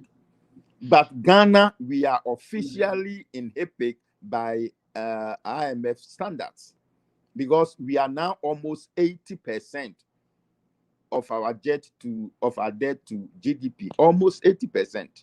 You took it from 69%. Even those days when it was 69%, but Dr. Bawumia was making a hell of a noise out of it, that Ghana was heading towards epic. And we had borrowed, our debt was just about 120 billion. 122 billion. And Dr. Bawumia was making noise out of it. Today is over 330 something billion, and our debt to GDP is 79 or so percent. And but Doc, wouldn't you agree that even though we have a higher debt to GDP, as long as it is making us produce a higher GDP, that is good, because we really need to finance our infrastructure to kind of spur the growth we need in our country. We've seen 14% growth before. For us to get there, I mean, does it matter how much debt we carry? It does. It does. I mean, can you imagine? Just take yourself as an example, that you are burdened by credit card debts. I mean, right. You have so many credit card debts, but you think you are managing your portfolio well, or you are doing whatever, you are doing something well. I mean, God forbid, and you die right now. All those debts that you have accrued on yourself, your children are going to pay it. Right. Your children are going to pay it. The credit card people will never let you go until your children pay all those debts that you owe them. So yeah, but as long as you leave the business back for your children that continues to make money, would that be a problem? That's what I'm saying. That once you use Massa, what is used to create the GDP generation engine, then that should be fine, correct? Let's say you have 100,000 business. The debt at the time you were dying was 50,000. Right. Your credit card people are coming for this 50,000, which your children will not have. So they will go into the business of that 100,000. So at the end of the day, the 100,000 business has now been reduced to 50,000 business. And what are you going to do with 50,000 business? That is the question Ghanaians should be asking this current government. Yeah, but we wouldn't be asked to pay all our debts at one time. So there you go. The country is to continue. It's going to continue to grow. But Alfred, these are the facts. I differ with Dr. Lawrence. It means that debt to GDP ratio doesn't really matter, because if it matters, then the US is higher, the UK is higher. But please, don't even start that. I didn't want to go there. That is why I just left that's what you said. This is the face of the evidence. You say it matters, but what I'm saying is that what matters is your ability to pay. It is not. Yes. It is not your ability. The UK is 85%. The US is 99%. So I don't know what you're talking about. No, I think the US has already exceeded. It's 102 or so at the United States. So I mean, it doesn't matter how much money you owe. What matters is your ability to pay. Your ability to pay, and if you're able to raise the funds internally, the better. Listen. Let me use the credit card example again. Right. You have 10 credit cards. The total amount of the 10 credit cards is maybe 10,000. Okay. So that is even too much. Let's say the total amount of the credit card is $2,000. You are paid $2,100 a month. So at the end of the month, you write checks out of your 2001 paycheck to pay 2,000 credit cards. So you are left with only $100 to spend on or to live on for the rest of the month. Maybe you haven't even paid. You haven't even paid your mortgage or your rent. You haven't even paid your car payment. You haven't even paid your insurance. But because you are telling me you are able to pay your 2,000 debt, you are good to go. Is that the common sense? Yeah. You actually comparing apples to oranges. What I'm saying is that if you're saying that your debt to GDP ratio is what matters, then Ghana we are 79, right? Is that correct? Correct. The UK is at 85. Is that correct? Correct. The US, I'm saying, Alfred is saying, is at 105. Is that correct? That is correct. That means that if it matters, then those countries are in trouble. But the difference between that and Ghana is that they have a wider tax net. That's the tax to GDP ratio. It's about 28% for the US. I also disagree with you, Mr. Ato, because, for instance, those countries you are mentioning are not into any infrastructure development. That's what I'm saying. You get it. So in our situation, we are borrowing for consumption. We don't have things that can refinance those debts or pay those debts back. I think that is where the situation becomes so difficult. If you are borrowing and you are investing in infrastructure, and those things can pay for itself. I know, but I'm saying that there are so many variables, not just the debt to GDP ratio. That's my point. But when Dr. Bawumia was talking about debt to GDP ratio and was saying Ghana was at 69%, he wasn't talking about any other variables. He was just going. I'm only saying the fact. I'm not. Yeah, I think Dr. Bawumia used that to his advantage. You know, he used that as propaganda during the NPP, the NDC time. Nobody's using it to anybody's advantage. We are saying it as it is. Yeah, of course, clearly, but in the face of it, you're talking about only that GDP ratio. And if I may tell, you're talking about NPP talking about making errors. If you remember in the court, your counsel made errors even in paperwork. Okay, let's not go there. Let's the one that brought the errors. You see, following is the laziest man approach. Right. But when you look at from history, when you look at the 64 years that Ghana have been in existence, Akufo-Addo alone have borrowed more than everybody. Yeah. So I guess we are all saying I guess we are all saying the same thing. We are all saying that our debt is unsustainable. It's not sustainable because we don't have enough internally generated revenue to pay our debt. We have to go back and borrow even to kind of manage our interest. So that is not sustainable. And if we are comparing ourselves to other countries, their debt can be as high, but it's sustainable to them because US gets about 40% of their, revenue from tax, GDP, 40%. Yeah. So in 2 years, they can actually pay off all their debt if they want. Yeah. Say that again. Exactly my point. I'm talking about the tax GDP ratio. Yeah. With your debt to GDP ratio. Right. Okay. So I think we all say the same thing. Okay. Let's take a quick break. When we come back, I want us to go to Cape Coast and talk about the issue of Article 94, which has taken a bite on one of our own. We'll be right back. Are you 65 years or older? Good news. Illinois has expanded its Medicaid health insurance program to everyone 65 and older, regardless of your immigration status. Need help to apply? Contact United African Organization, UAO, WhatsApp, SMS, IL65 to 773-420-8976. It's true. For most people, your health insurance program increases as you grow older. That's why the state of Illinois has expanded its Medicaid health insurance program to everyone 65 and older, regardless of your immigration status. Need help to apply? Contact United African Organization, UAO, WhatsApp, SMS IL65 to 773-420-8976. If you are 65 years and older, there's one thing we can all agree on. Your health and well-being is important. Whether you are a recent green card holder or retiree, asylee or without paper, you're now eligible for the Illinois Medicaid Health Insurance Program. Need help to apply? Contact United African Organization, WhatsApp, SMS IL65 to 773-420-8976. Documents needed to apply: your proof of ID, your proof of address, and your proof of income.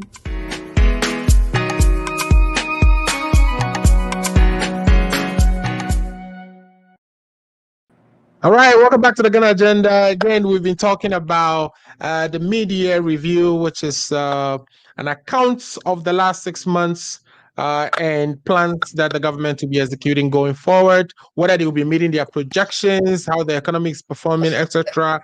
We talked about the debt, and our concern is that our debt is not sustainable. Now, let's go to Cape Coast High Court. Mr. James Quayson, who's the MP for Assin North, his election result, or the result that elected him to Parliament, has been annulled by the Cape Coast Court on the basis of the fact that he was not, or he held allegiance to another country at the time of filing his nomination. This is in accordance to Article 94(2) of our Constitution, which reads, "A person shall not be qualified to be a member of Parliament if he owes allegiance to a country other than Ghana." So the question being asked is, when does one's allegiance with another country actually cease? Can you please read that again? Because that is the crux of the matter. Right. Okay, so as Dr. Lawrence is requesting, he wants me to read Article 94(2) again, which says, "A person shall not be qualified to be a member of Parliament if he, A, owes allegiance to a country other than Ghana." And the rest talks about other things like, or has been adjourned to be or declared as bankrupt. But that's the crux of the matter. Whether the person continues to owe allegiance to another country. And the question being asked is, when does that allegiance to another country ceases? The fact of this case is that Mr. James had been actually selected at the party level, the constituency level, to be the MP nominee for the party to represent NDC. This happened back in 2019. He has initiated his renunciation of his Canadian citizenship in 2019. Then in 2020, from November 5th to November 9th, the EC opened nomination forms for people who would be contesting, or the MP, parliamentary candidates, to file their nominations. He went ahead and filed his nomination and was accepted to run. Now, the youth of Assin North had a group called the Concerned Citizens, or the Concerned Youth of Assin North, petitioned the Electoral Commission to remove him because they suspect he had an allegiance to Canada. This happened in November 2000, I think November 24th, 26, 2020. On November 24th, 2020, Canada had issued him his renunciation certificate. He presented that to the Electoral Commission. The Electoral Commission accepted him to run on the ticket of NDC. He ran and won the election. And he was taken to court by one Michael Nkrumah. And the relief being sorted were that the results of that constituency were be annulled or voided, and that James should be injuncted from holding himself as the MP of the area, and a re-election should be ordered for. All this were granted. Let me first go to Dr. Lawrence, because you are in representing the NDC. Dr. Lawrence, do you think, and the NDC threatened, I heard the NDC saying they are going to appeal this case. Do you think this is going to hold water? would the NDC's appeal, if any, hold water? Do you think Mr. James has not violated Article 94(2) of our Constitution? Okay, very good. Let me use a very simple scenario to see if I can get people to understand the basics of it. Okay. I remember sometime this week, middle of this week, you sent me a message that you want me to be a panel on today's show. Is that right? That's correct. When you sent me that message that you want me to be a panel on today's show, was I a panel on today's show? No, you were not. Correct. When it was 20 minutes to time, and you told me that we have 20 minutes to go, so I should get myself ready, and I said I would come. So prepare to send me the link. When you sent me the link, was I a panel on today's show? No, you were not. No, I wasn't. Thank you very much. I was only a panel on today's show when I clicked on the link, came and stayed at backstage until you invited me onto the show. Is that not right? That's correct. Very good. So the Article 94 that of the 1992 Constitution that you read, you said nobody can be a member of parliament if he owns allegiance to any other country. Right. So it is when the person is admitted into parliament, at that point, if the person holds any allegiance to any country, the person cannot be a member of parliament. Going to parliament takes steps, process. Like I have just told you, to be a panel on this show, it takes process. First, you have to ask me for my permission if I can be able to do it. And then I'll tell you, okay, I'll do it. And then you said you would add my picture, my name to the flyer. And I said, okay, that's fine. That didn't make me a panel on this show. You sent me a link. You sent me a message that 20 minutes we are going on air. And I said, okay, that's fine. That did not make me a panel on this show. I only became a panel on this show when I clicked on the link and then you accepted me into the show. So, yeah, but the question is, the Constitution is saying a person shall not be qualified. yes. So at what point is that qualification determination made? Is it when you are on the show or when I'm inviting you to the show? When you said somebody qualifies, in this case, we are talking about a documentation. Coming to this show didn't ask for a documentation.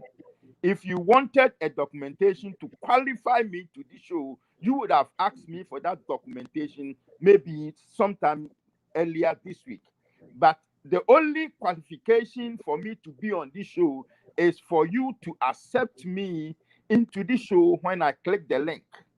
Now, right. So in the qualification of that thing, that is where the Constitution is saying you cannot be a member of parliament if you owe allegiance to any other country.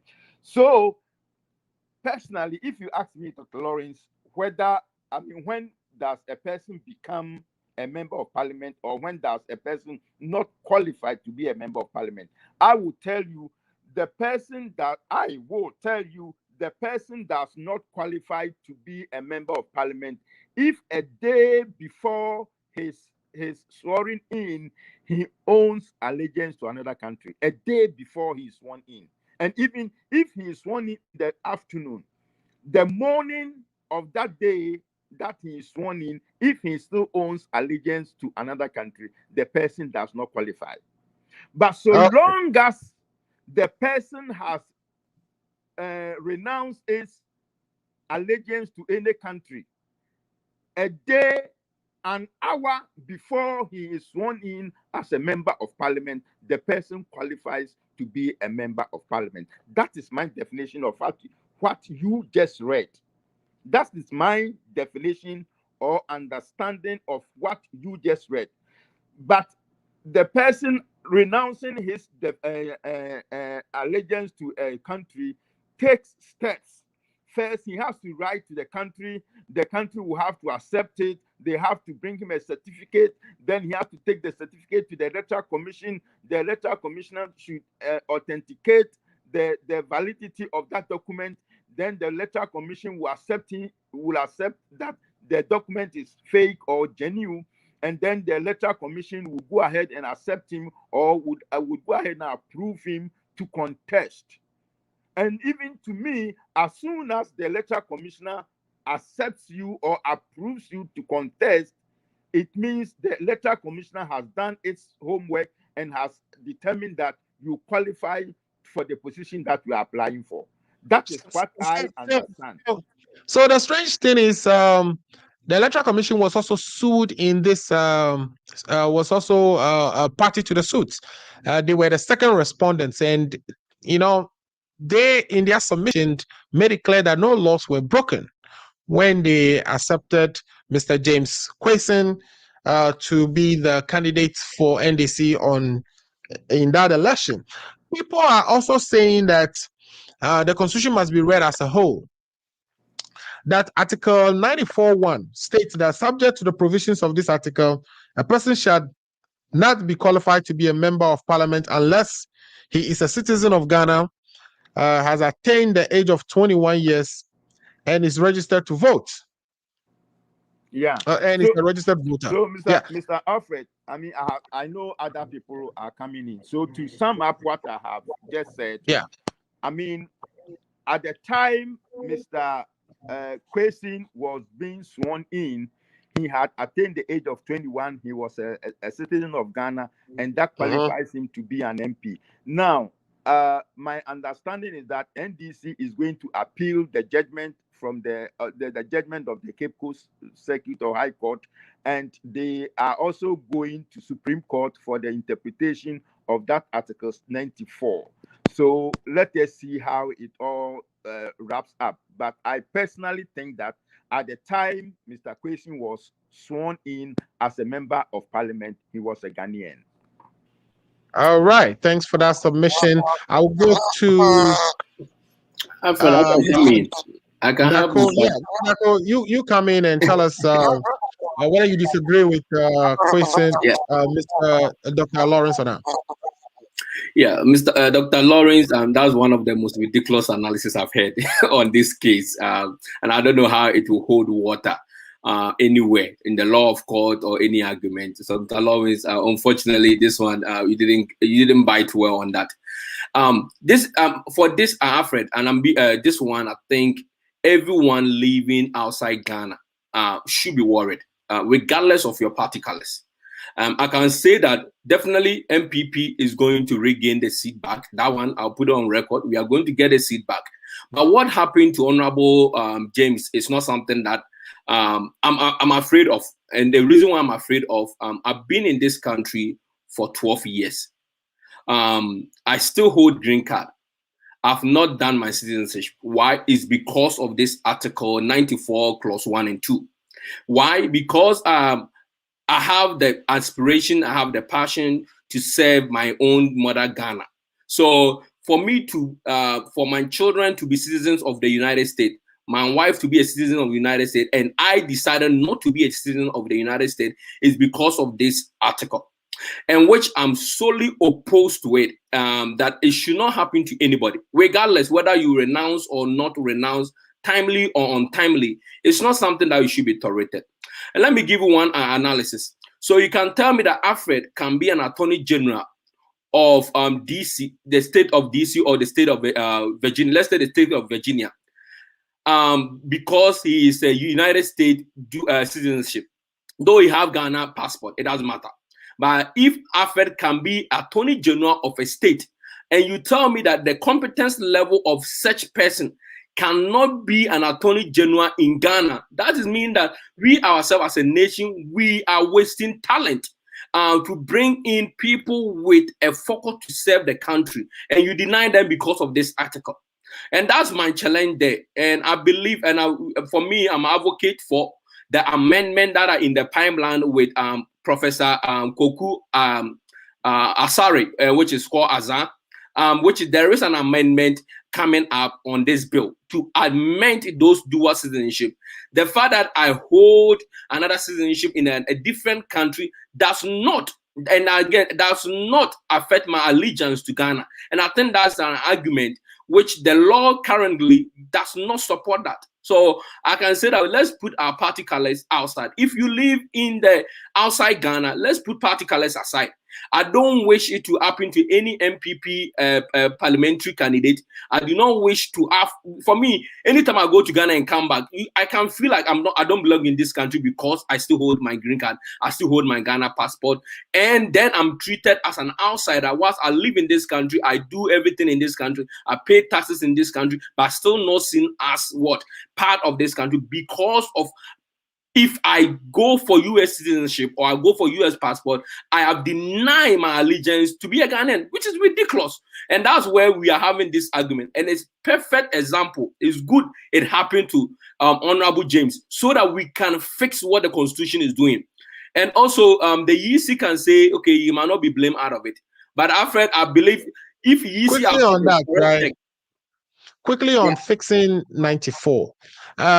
For you to become president of Ghana, you just need to be qualified under Article 94. You have to be somebody who can become a parliamentarian. So how are we fixing?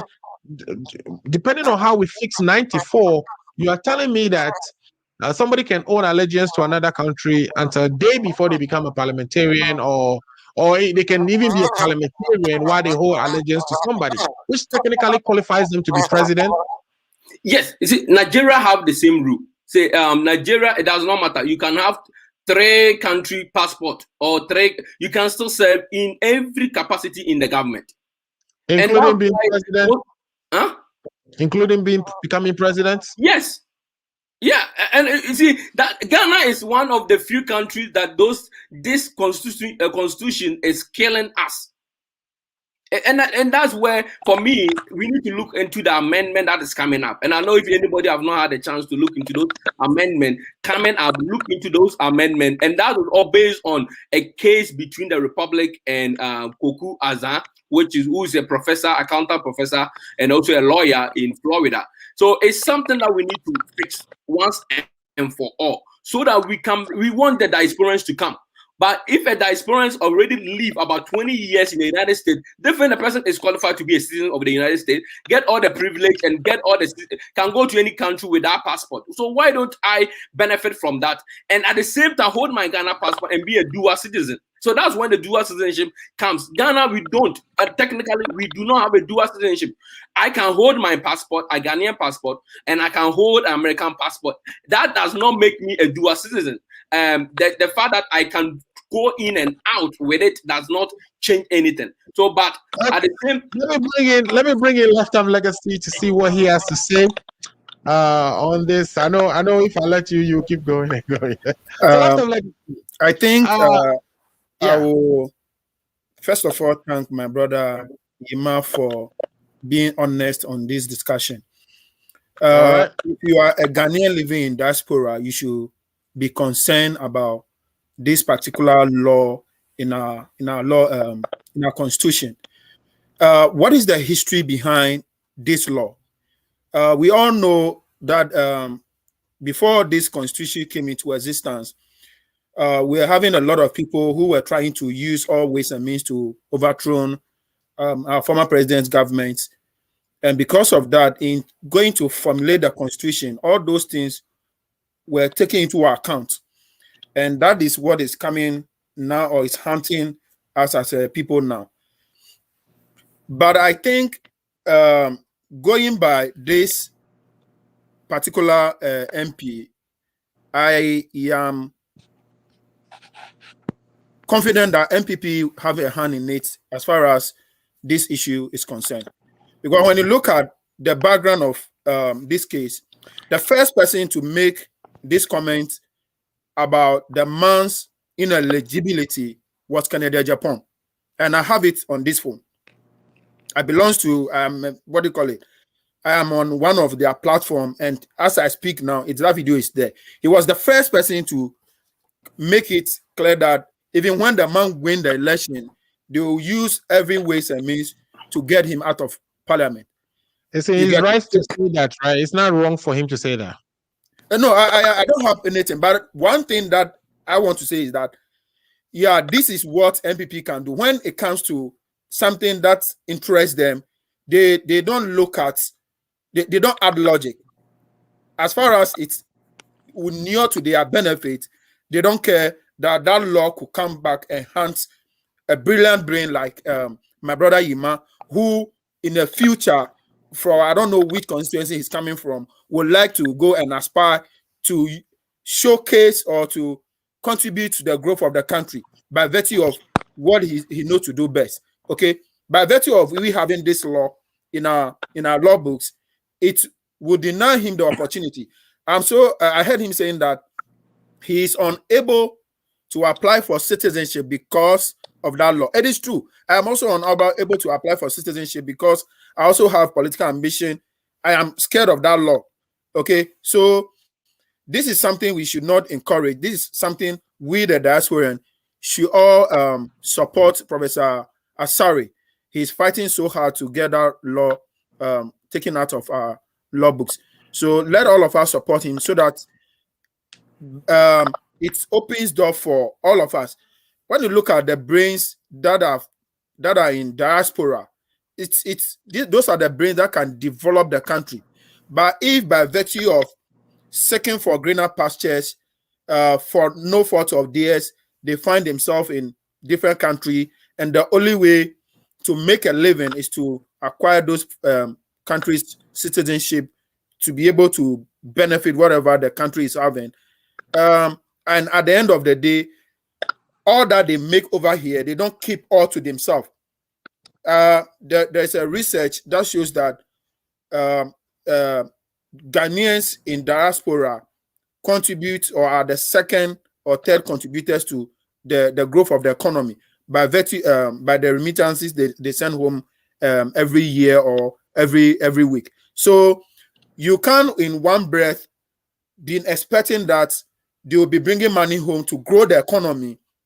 In the other hand, you will be denying them of opportunity to aspire to the office, the highest office, to contribute in knowledge. This is a law that we all must condemn, and we should not do this thing. And besides, when you look at before the man filed his nomination form, you realize that it is stated clearly on the form that you need to, there are questions on the form that ask some of those questions. And that is where the man consulted the electoral commission that, hey, I hold a citizen of Canada. I have renounced my citizenship. I have been given, what do you call it, a note to that effect, waiting for the certificate to come. Can I contest? And the electoral commission, who are custodians of the election, see nothing wrong with it. They allow him to contest. For our people who know what to, how they could use the back door, by virtue of we have 137, they are still struggling to get more numbers in parliament, and now we're using the back door to get some of our MPs out. All right. One of their people, or their national youth organizer, on their platform, make this comment. I am currently in Cape Coast. For me. Yeah, I'm wrapping up. Wrap up on that for me. Yeah, he made this comment. I am currently in the Cape Coast High Court, and the court has this morning declared the election that there should be a re-election. And then somebody from their platform says it. What is the guarantee that this seat will swing when there is a re-election? I can say in authority that MPP, by virtue of how they have mismanaged the economy, the hardship within the country, they can spend every money they want in that constituency. They are not going to get that seat. That's my brother, Lifetime Legacy, saying no matter how much the MPP spends, that the NDC is picking that seat back up. And this is a beautiful thing. I see both the NDC and the MPP agreeing on the private members bill that was forwarded by Professor Kuku Azan, in this case, to Parliament, which has been admitted by Parliament for further processing. Paul de Sosso, who is a regular panelist with us today, is saying, Alfred, please tell Emmanuel that we know he holds a US passport. He says if he makes a mistake to go and join his super incompetent government in corrupt mind, I will expose him. All right. So Paul is asking that question. And he said something. He said, so Emmanuel, I have plans to go and join this corrupt government to play mafia games on Ghanaians. Really, I'm not surprised the way he defends the indefensible on most of the scandals that has hit the government. This 419 MPP government, I will make sure my friend Emmanuel will not be part. Nah, let's not do that. Let's encourage Emmanuel to go and contribute to our country. So Emmanuel, Yes. give me a quick 30 seconds response to this, because I want to bring in Ato to kind of also share his opinion on this issue. Yeah. So I think the issue, I know the NDC will waste their time in appealing it. It just let's face the facts and work on your trying to regain the seat back. But I can bet Ghanaians this seat have become open for us to gain it back. I don't know if you look at the history. I was trying to get you to respond to so he says he knows that you have a US. I will respond to Paul. Let me get this one across. If you look at the history of Assin North, MPP have a strong chance on that. And I know Honorable James came in and make some difference, but if you are going to go into those directions, you have to make sure you play your cards well. Paul, I don't know how he knows. If I wish I have a US passport, that would be good for me, and that would make my life easier. And I think, and I had a very bad experience, even when I was renewing my 10 years green card. Before in COVID, and it was last year, I went through a lot of inconvenience, and I asked myself, why am I even doing this to myself? And it's all because of this law. I asked myself. So Paul, I don't have it. But if you have any evidence, until probably when I make it to Parliament, you can bring the case against me in Supreme Court. Okay. So future judgment in the making that will be discussed on the Ghana agenda. All right, let's go to Ato. Ato, this has been a headache of all of us, right? Some of us even on this platform here are indicating our interest in going back to help our country. But this law, kind of which was meant to protect the PNDC government that was who crafted the constitution, then is coming back to bite us over and over, to where James is now our latest victim. The punishment is that not only does he now go to Parliament, but he gets thrown into jail. We've had precedents where two people were put into jail. My understanding is either they both died or something. So what is your view on this? First of all, did you think the Cape Coast Court got it right in this case? Do you think that qualification to become a member of Parliament should be determined a day before you run, like Dr. Lawrence is saying, a day before you are confirmed or you sit in Parliament, like Dr. Lawrence is saying, or it should be determined when you come to put your signature down on an application that you want to run for Parliament? Okay, so Alfred, surprisingly, it's not my headache. I mean, these are the laws. I mean, I own a U.S. passport, and if I have the ambition to go to Ghana to contest for any seat, I'll gladly renounce my citizenship. It's as simple as that. I don't know why that is a problem. This is the law. Until the law is amended, it remains the law. So I'm surprised that Emmanuel and Lifetime and Dr. Lawrence are even talking about this. If you have ambitions to become MPs or president in the future, and you hold a U.S. passport, renounce, go home, and then contest. But the difficulty is that we have doubts. That, okay, what if I go and I don't succeed? Then I'm in trouble. Right. That is the difficulty. But I mean, I have really researched about this topic. There's a precedent.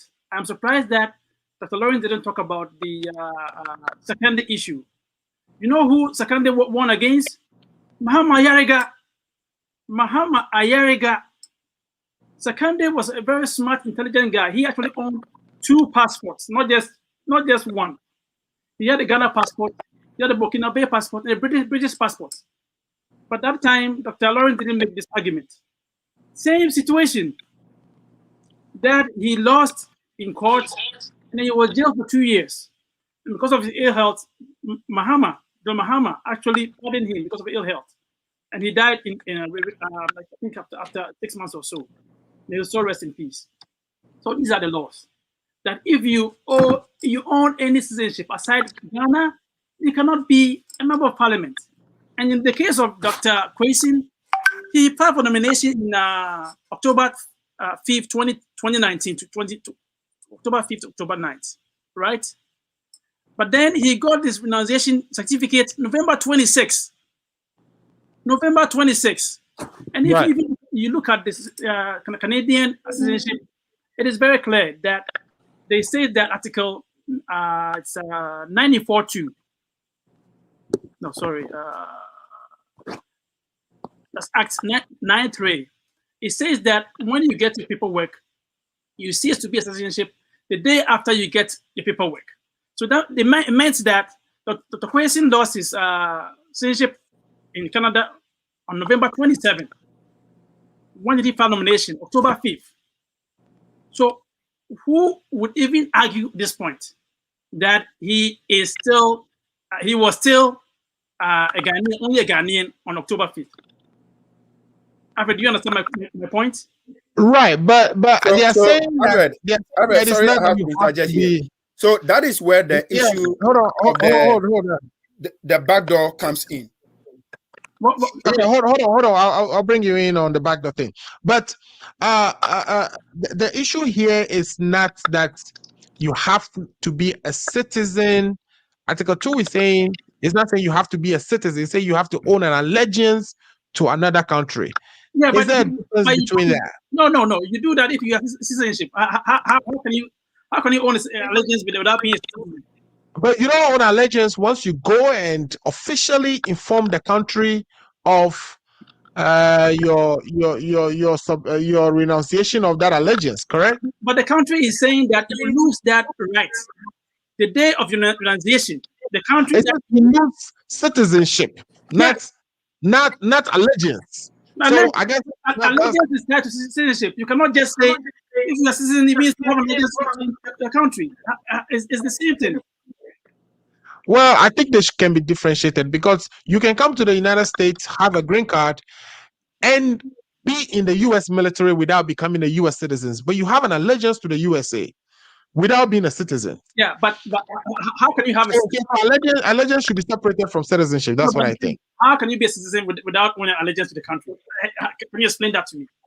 Yeah, but I'm saying that this individual has already officially informed the Canadian government of his voluntary renunciation of his citizenship. Was completed. So the country is saying that that process is completed when you get the paperwork. When you get paperwork, so are you saying that your intention is just your how do I even say? So if you intend to do it, it means that you don't want the citizenship anymore. No, it's when it's given to you. I think when you decouple the citizenship from allegiance in terms of somebody having a green card and being a citizen of Ghana, but having allegiance to the United States and serving in the U.S. military, that's a clear way to. But I'm saying that on the other way around, you cannot be a citizenship country and say you don't own allegiance to the country. Yeah, but I'm saying the paperwork process, the paperwork that he needs to receive to commence it's for citizenship. It's not for allegiance. The allegiance has been already kind of cut off by him. So what would have caused Canada not to grant him that paper? Nothing. But it's paperwork. But I'm saying that the country, the laws in Canada says that you only lose that the day you receive your paperwork. And that was November 26, 2020. Right. So I don't really get your argument over here. Yeah, but also, let's look at what in the case of Sekende, what happened? It's a similar case. No. No, he has a second passport. He actually had two passports and did not renounce. So that's the difference, right? Yeah, that's the difference right there. He became a parliamentarian with the. Yeah, go ahead, sir. Yeah, with the issue of Akande, a day before he was sworn in as an MP, he was having the two other passports, and after he was sworn in as a member of parliament, he still had that two nationals passport. He forged a signature. Before the signature, what? He forged a signature. He forged a signature that he had renounced his citizenship. Right. Well, I don't even want to bring that. What I want to say is that a day before he was sworn in, he was a citizen of another country. A day after he was sworn in, he was a citizen of another country. That is completely different from James Quayson, who a day before he was sworn in was a Ghanaian, and a day after he was sworn in was still a Ghanaian. So the two cases. I know, but the Constitution doesn't talk about the day you're sworn in and the day after you're sworn in. That's not what the Constitution says. It talks about owing allegiance to a country. And the time that he registered to be an aspirant, he had allegiance to Canada and Ghana. So that is a very simple point. I'm surprised we are making this a difficult issue. No, it's not difficult. You brought in Akande, and I'm just trying to explain to you that Akande's case is completely different from this. And Akande went to jail because of the fact that at the time he was sworn in, he owned allegiance or he was a citizen to two different countries. Quayson should go to jail for perjury. He lied under oath that he didn't owe allegiance to Canada when he filed for nomination. No problem. The case is before the Supreme Court. The case is before the appeals court. Let's see how it unfolds. Perfect.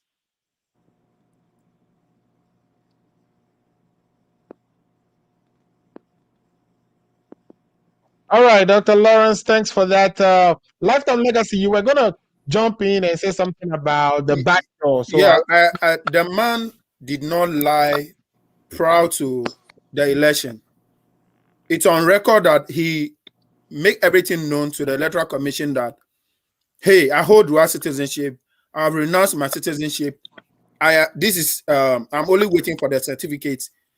So we cannot say that he lied. And besides, when was the election held? No, the election was held in December 7th. Talk about when elections were held. It talks about owing allegiance to a country. By the time he filed nomination, he still had allegiance to Canada. No, we can't say that he hold allegiance to Canada because he at that time, like in your own submission, you did mention that he started the process. Yes. In October 2019. No. He filed nomination to run as an MP in October 5th, 2019. And then you can't run it. The election was held in 2020. Oh, sorry, 2020. I'm sorry, 2020. Yes, 2020. And the election was held. The election was held in December 7th. Yes. And by that time, he had already gotten the certificate. So the election process is not only the voting; it's a process. Election is a process. It's not only about voting. Registration. Agreed. Yes. So you can't just talk about voting. The voting day. It's a process. But I'm saying that the time that he filed for nomination, he owed allegiance to Canada. What was the intention? What was the intention? When did he renounce his citizenship? No, these are all issues that if we want to be fair, these are issues that if we want to be fair, we should consider in the argument. If we all want to go back and save our countries, we should be able to renounce as soon as possible to be able to do that. But you and I also agree that 2020 or late 2019 and all the way to 2020, we're not in a normal times.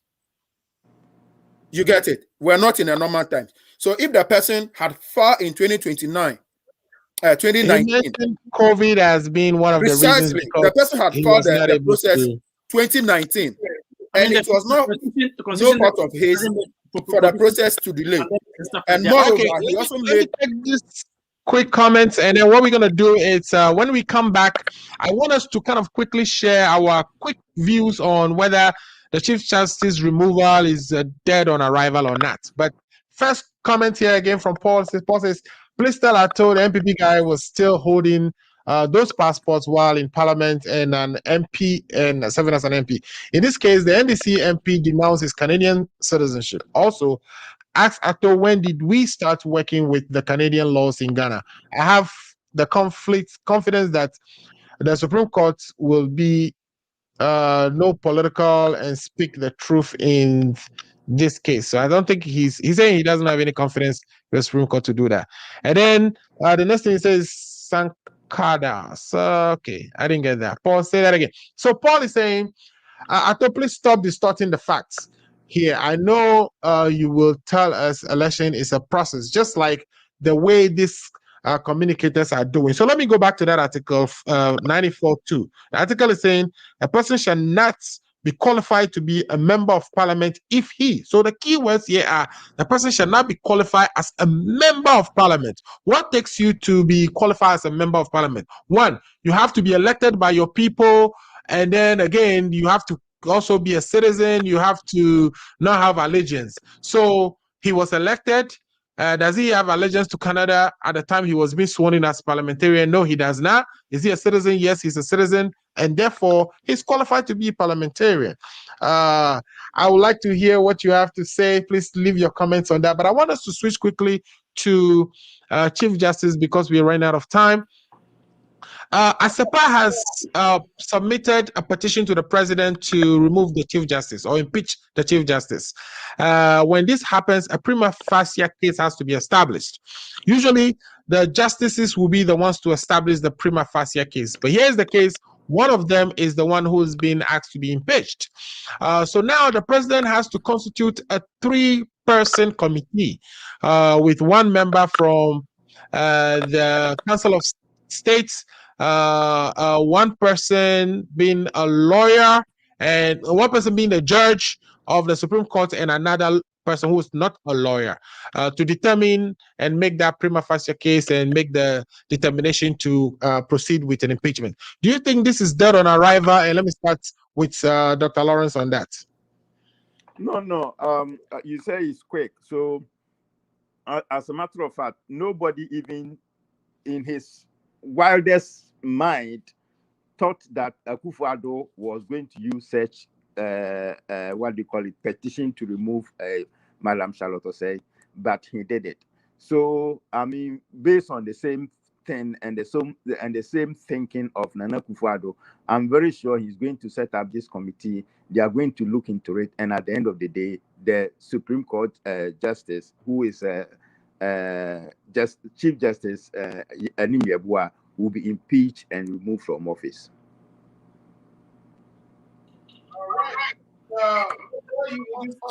Dr. Ato Kwamena, so do you think this is dead on arrival, or the panel will be formed for this impeachment process? So this is 100% dead on arrival. I mean, I got the information yesterday on Joy FM about this lawyer Afrifa, what the legal counsel had to say about him. I mean, briefly, this is a case where the client gave money to a lawyer to pay ways and means, and the lawyer returned a part of the money to the client, and he was supposed to return the remaining balance.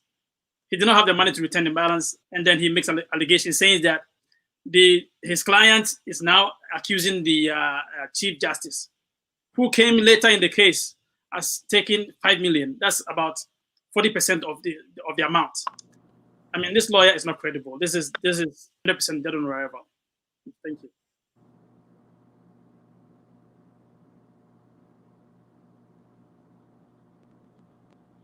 All right, thanks for that.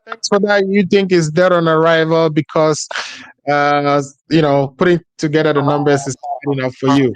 There's no way we are giving 40% out, and or there's no way, the client is paying 40% of what is to be gained from the case to just the Chief Justice.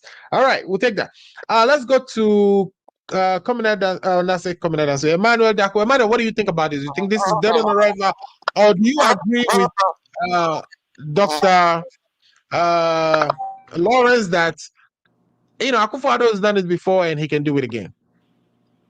And I think for me, I believe that the president is doing what he's supposed to do with that petition. I know the NDCs are very surprised that our president will take such a bold decision on that, to put a committee in place to look into the matter.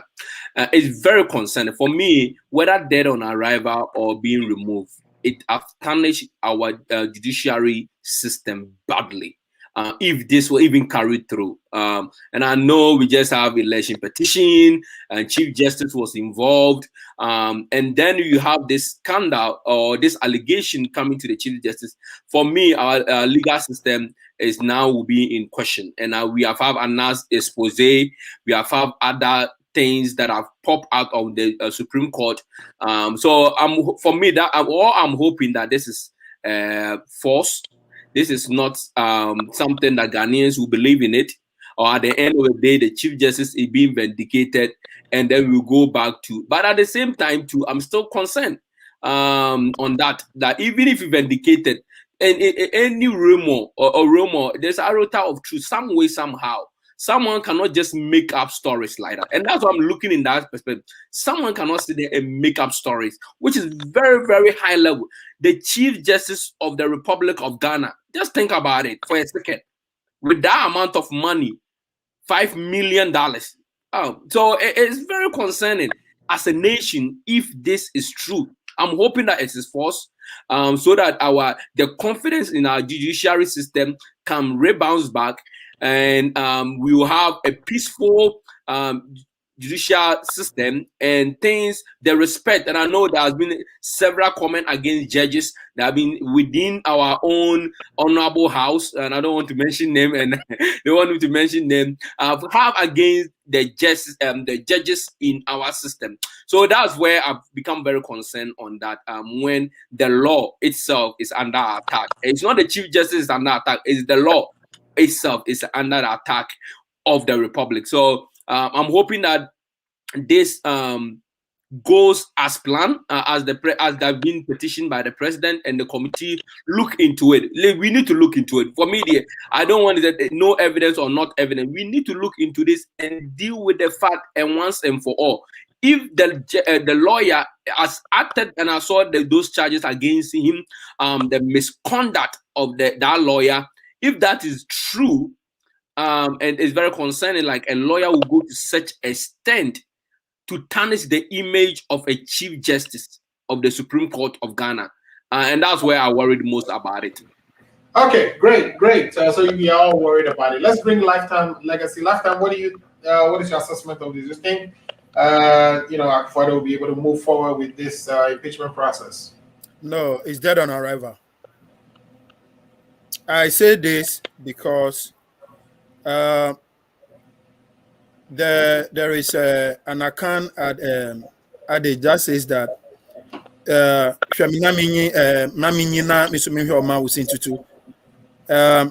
this is, we all know the role of the Chief Justice in the election petition, the role he played, and also to help the president.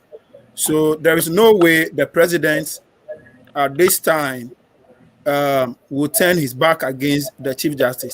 But let's go back to the background of this story. For me, even though during the week it's in the media that 9 counts of charges have been leveled against the lawyer, I expected those charges to come. I am saying this because the Chief Justice is the head of the judiciary, and also is the chairman for the disciplinary committee, which the man is appearing. So if you are a lawyer or the other judges who will sit on the panel, there is no way they can go contrary to the wishes of the Chief Justice. One of such people is our own daddy, senior lawyer Okujato. We all know his position as far as the MPP government is concerned, and we all know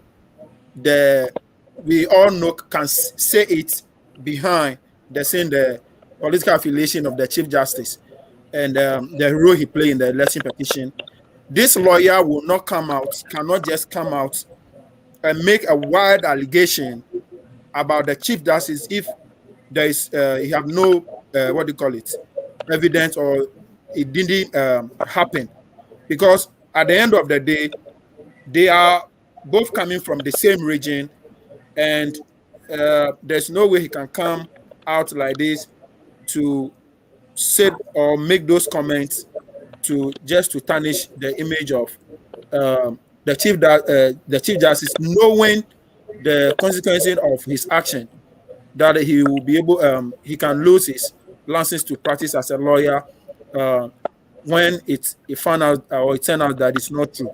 So for me, I still believe that there is a truth somewhere that is not being told, but I'll be surprised that the president will push this to successfully for the Chief Justice to be removed, because this is the time he also has to say thank you to the Chief Justice. After that, you do your US justice if you give background to this case, because without the merits, we cannot just say like lifetime. If you look at the merits of the case, this lawyer is just trying to scam his client. It didn't go well, and then he's accusing the chief that his client is actually making accusations towards it. I mean, you have to, if you know the details, let your viewers know. That would help. Well, yeah, I think, but Mr. Ato, I mean, when some unidentified people petition to the president against Charlotte Osei, I mean, they were unidentified, and the only excuse that I remember they gave was that she caused financial loss, and the president acted on it. No, but the facts were against Charlotte Osei. There were so many. What were the facts? What were the facts? Procurement breaches. She had abused procurement breaches. And you think there hasn't been any procurement breaches against any government official except Charlotte Osei? They have, but it was let me make my point. Procurement breaches that led to her. Let me make my point. My point is Nana Akufo-Addo, he has lost everything he had before 2016. He has lost everything. Nobody respects him as a president anymore. Nobody regards him as a president anymore. If he talks, nobody even obeys. So how did he win? Yeah, so that's a different matter, right? Yeah, so let me give you 30 seconds. Let me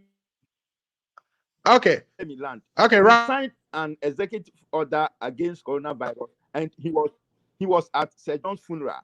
So he has one more chance to redeem himself. And that is why I disagree with my friend Legacy.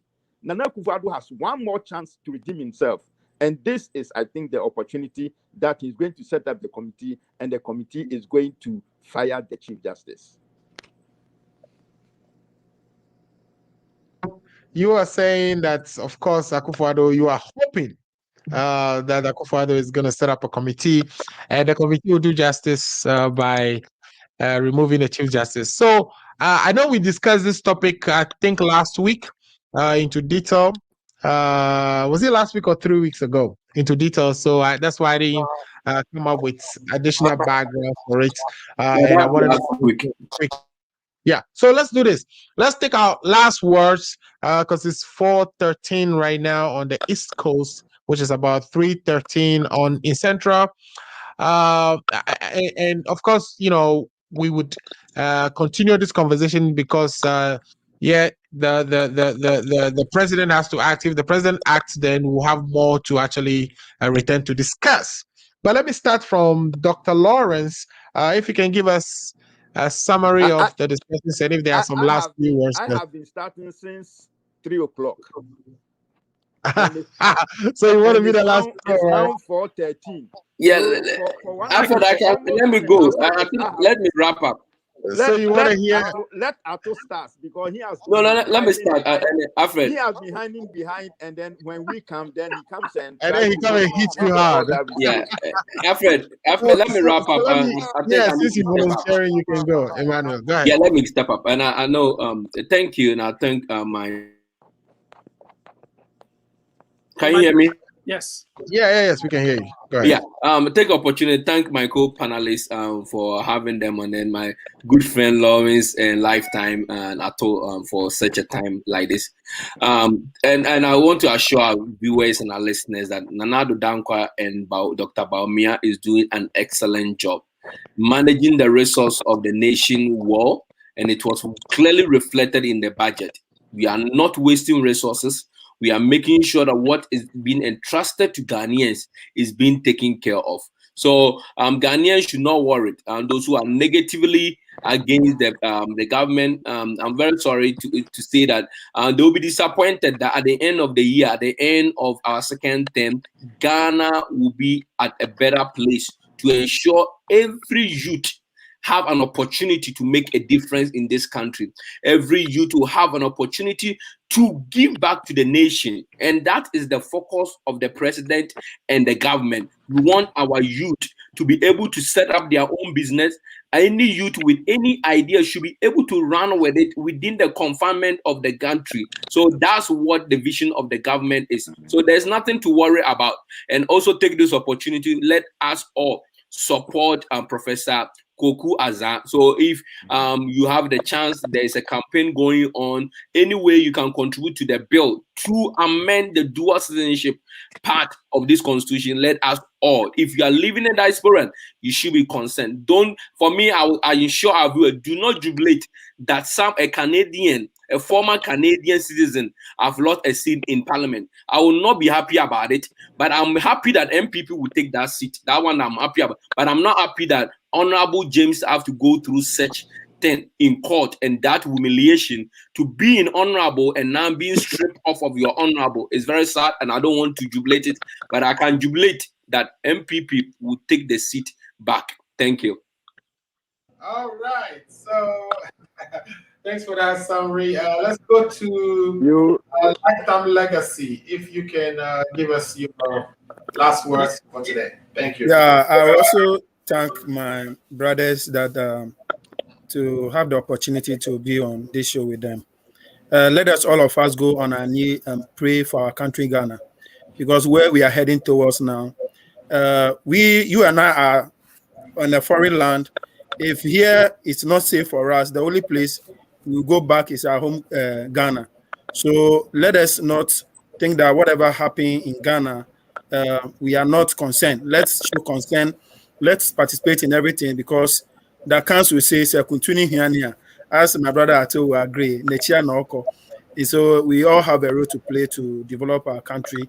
But I can assure every person listening to us that if the by-election comes on, NDC will take their seat back. All right. So NDC, you are sure will take the seat back during the by-election, and you are assuring everybody of that. You want us to all participate, as we were told by the president.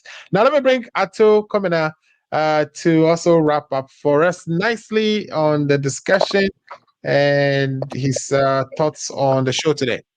So, Alfred, again, thank you very much for the opportunity, and thank you very much to my co-panelists, Lawrence, Lifetime, and Ina. I mean, since '92, we've had NDC and NPP, and all they do is lip service. They do comparative analysis. This one did A, I did B. I mean, since '92, I don't see any improvement in Ghana. I don't think they're going to help us. Right. Time for us to find a third force. How we can do that, I do not know. But I know for sure that, I mean, Ghana will remain a good country no matter who runs it. Thank you very much. Thank you, thank you, thank you. So you are saying it's time for us to find a third force if we are to build a better Ghana, that the NDC and MPP just come and accuse themselves. So the viewers, that is what Ato has to say. Ato says, let's organize and have an alternative. Thanks for coming to the show today, Ato, and thanks for all the contributions. Now let's go to Dr. Lawrence for our final summary, and that will lead to us bringing the show to an end. So, Dr. Lawrence, what are your last thoughts for us today? Yeah, Alfred, thank you so much for letting me in today, and thank to Legacy, Ato, and then Emmanuel. It has been a very great show. The contribution has been very positive. At least I didn't see us coming up with any solutions because the MPP doesn't need any solutions. They came up with the men. I mean, when they were coming, they said they had the men. So definitely they already have the solutions. And that is why they are struggling. And we started with the budget, and we got to know that, in fact, this budget is a killer budget. It's going to make Ghana worse. Ghanaians are going to have hard time in this 2021 and 2022. And the good thing is that it's not a full budget, it's just for a mid-year. And so hopefully they will come up with something better for, in 2022. But this is a worse budget that we have ever seen because of the bad governance that Nana Akufo-Addo and Bawumia are giving us. And I want to say I support Professor Assin for his contribution to amending the constitution. We definitely need it because we also contribute to the national economy. I mean, the amount of money we send to Ghana every year, it's more than a lot of the sectors that produce or that contribute to the growth of the economy. So I think I fully support Dr. Assin's proposal to amend the constitution.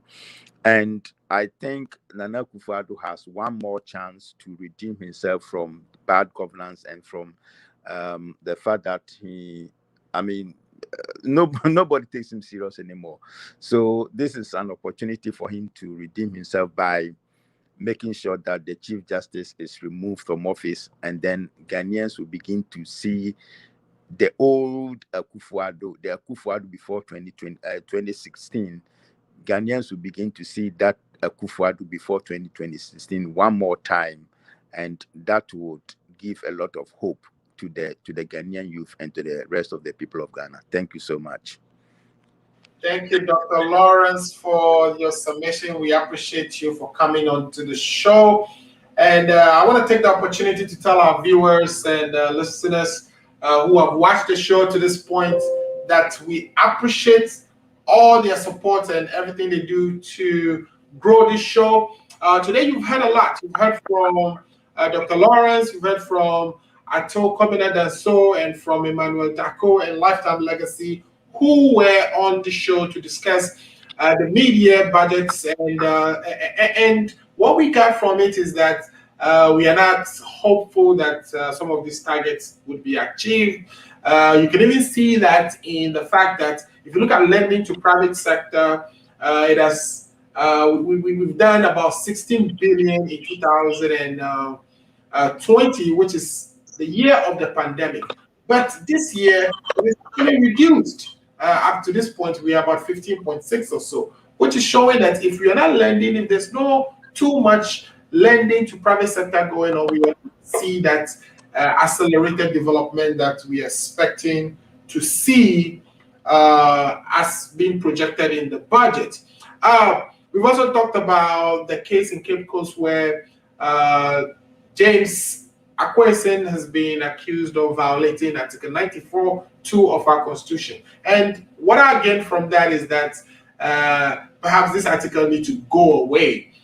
We in the diaspora, who perhaps we have picked up citizenship to other countries, contribute so much to Ghana. Just look at the remittance alone. We have about 3.6 billion this year alone. So we should have a role in contributing to the development of the country with our brains and our training and experience, which we've gathered over the years living abroad. So everyone expressed their support to Professor Koku Assin's private members bill, which is a bill that he's proposing, even though he's not a parliamentarian. Now we are able to do that in Ghana. Even you can propose a bill and it would be passed. That bill has been accepted by Parliament, and we are expecting good outcomes from that. This is long overdue. And the last thing we talked about was the Chief Justice's removal. ASEPA petitioned that Chief Justice is removed, Dr. Lawrence is of the view that Akufo-Addo has done it to the former electoral commissioner, and that it is only right that this time again he would proceed to put in the panel that would do the prima facie findings, if there are any, and have the process initiated. Now, majority on this panel today, or majority of my panelists today, disagree with that. They think, this thing is dead on arrival. I could, Ato says, the facts are against, the petition itself, that the lawyer is not credible. The lawyer Afrifa, who laid those allegations, has been found not to be credible. I saw the ruling of the General Legal Counsel against him, which says that he was in violation of several of their professional ethics, being a lawyer. And if you hear about the Chief Justice proposing bribe, that your job was to report that to the General Legal Counsel, and he failed to do that. And for that reason, he is guilty of several of their provisions. Looks like his license may be pulled. We wait to see how that unfolds.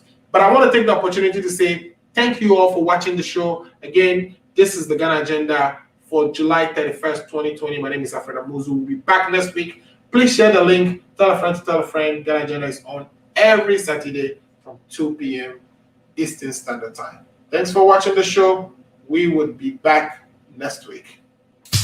Hey, this your girl coming all the way from the US of A, yeah baby, aka Ya Phantom. And me feel a buzzing pan and to see one virtue the money how Ghana Mart ada romantic. With me sending provisions, as I track credit, Emma Ebusuya phone and the form one Ghana. And one is a www.ghanamart.com. Then they would say, boy, a sharp connection. www.ghanamart.com. Let's show more provisions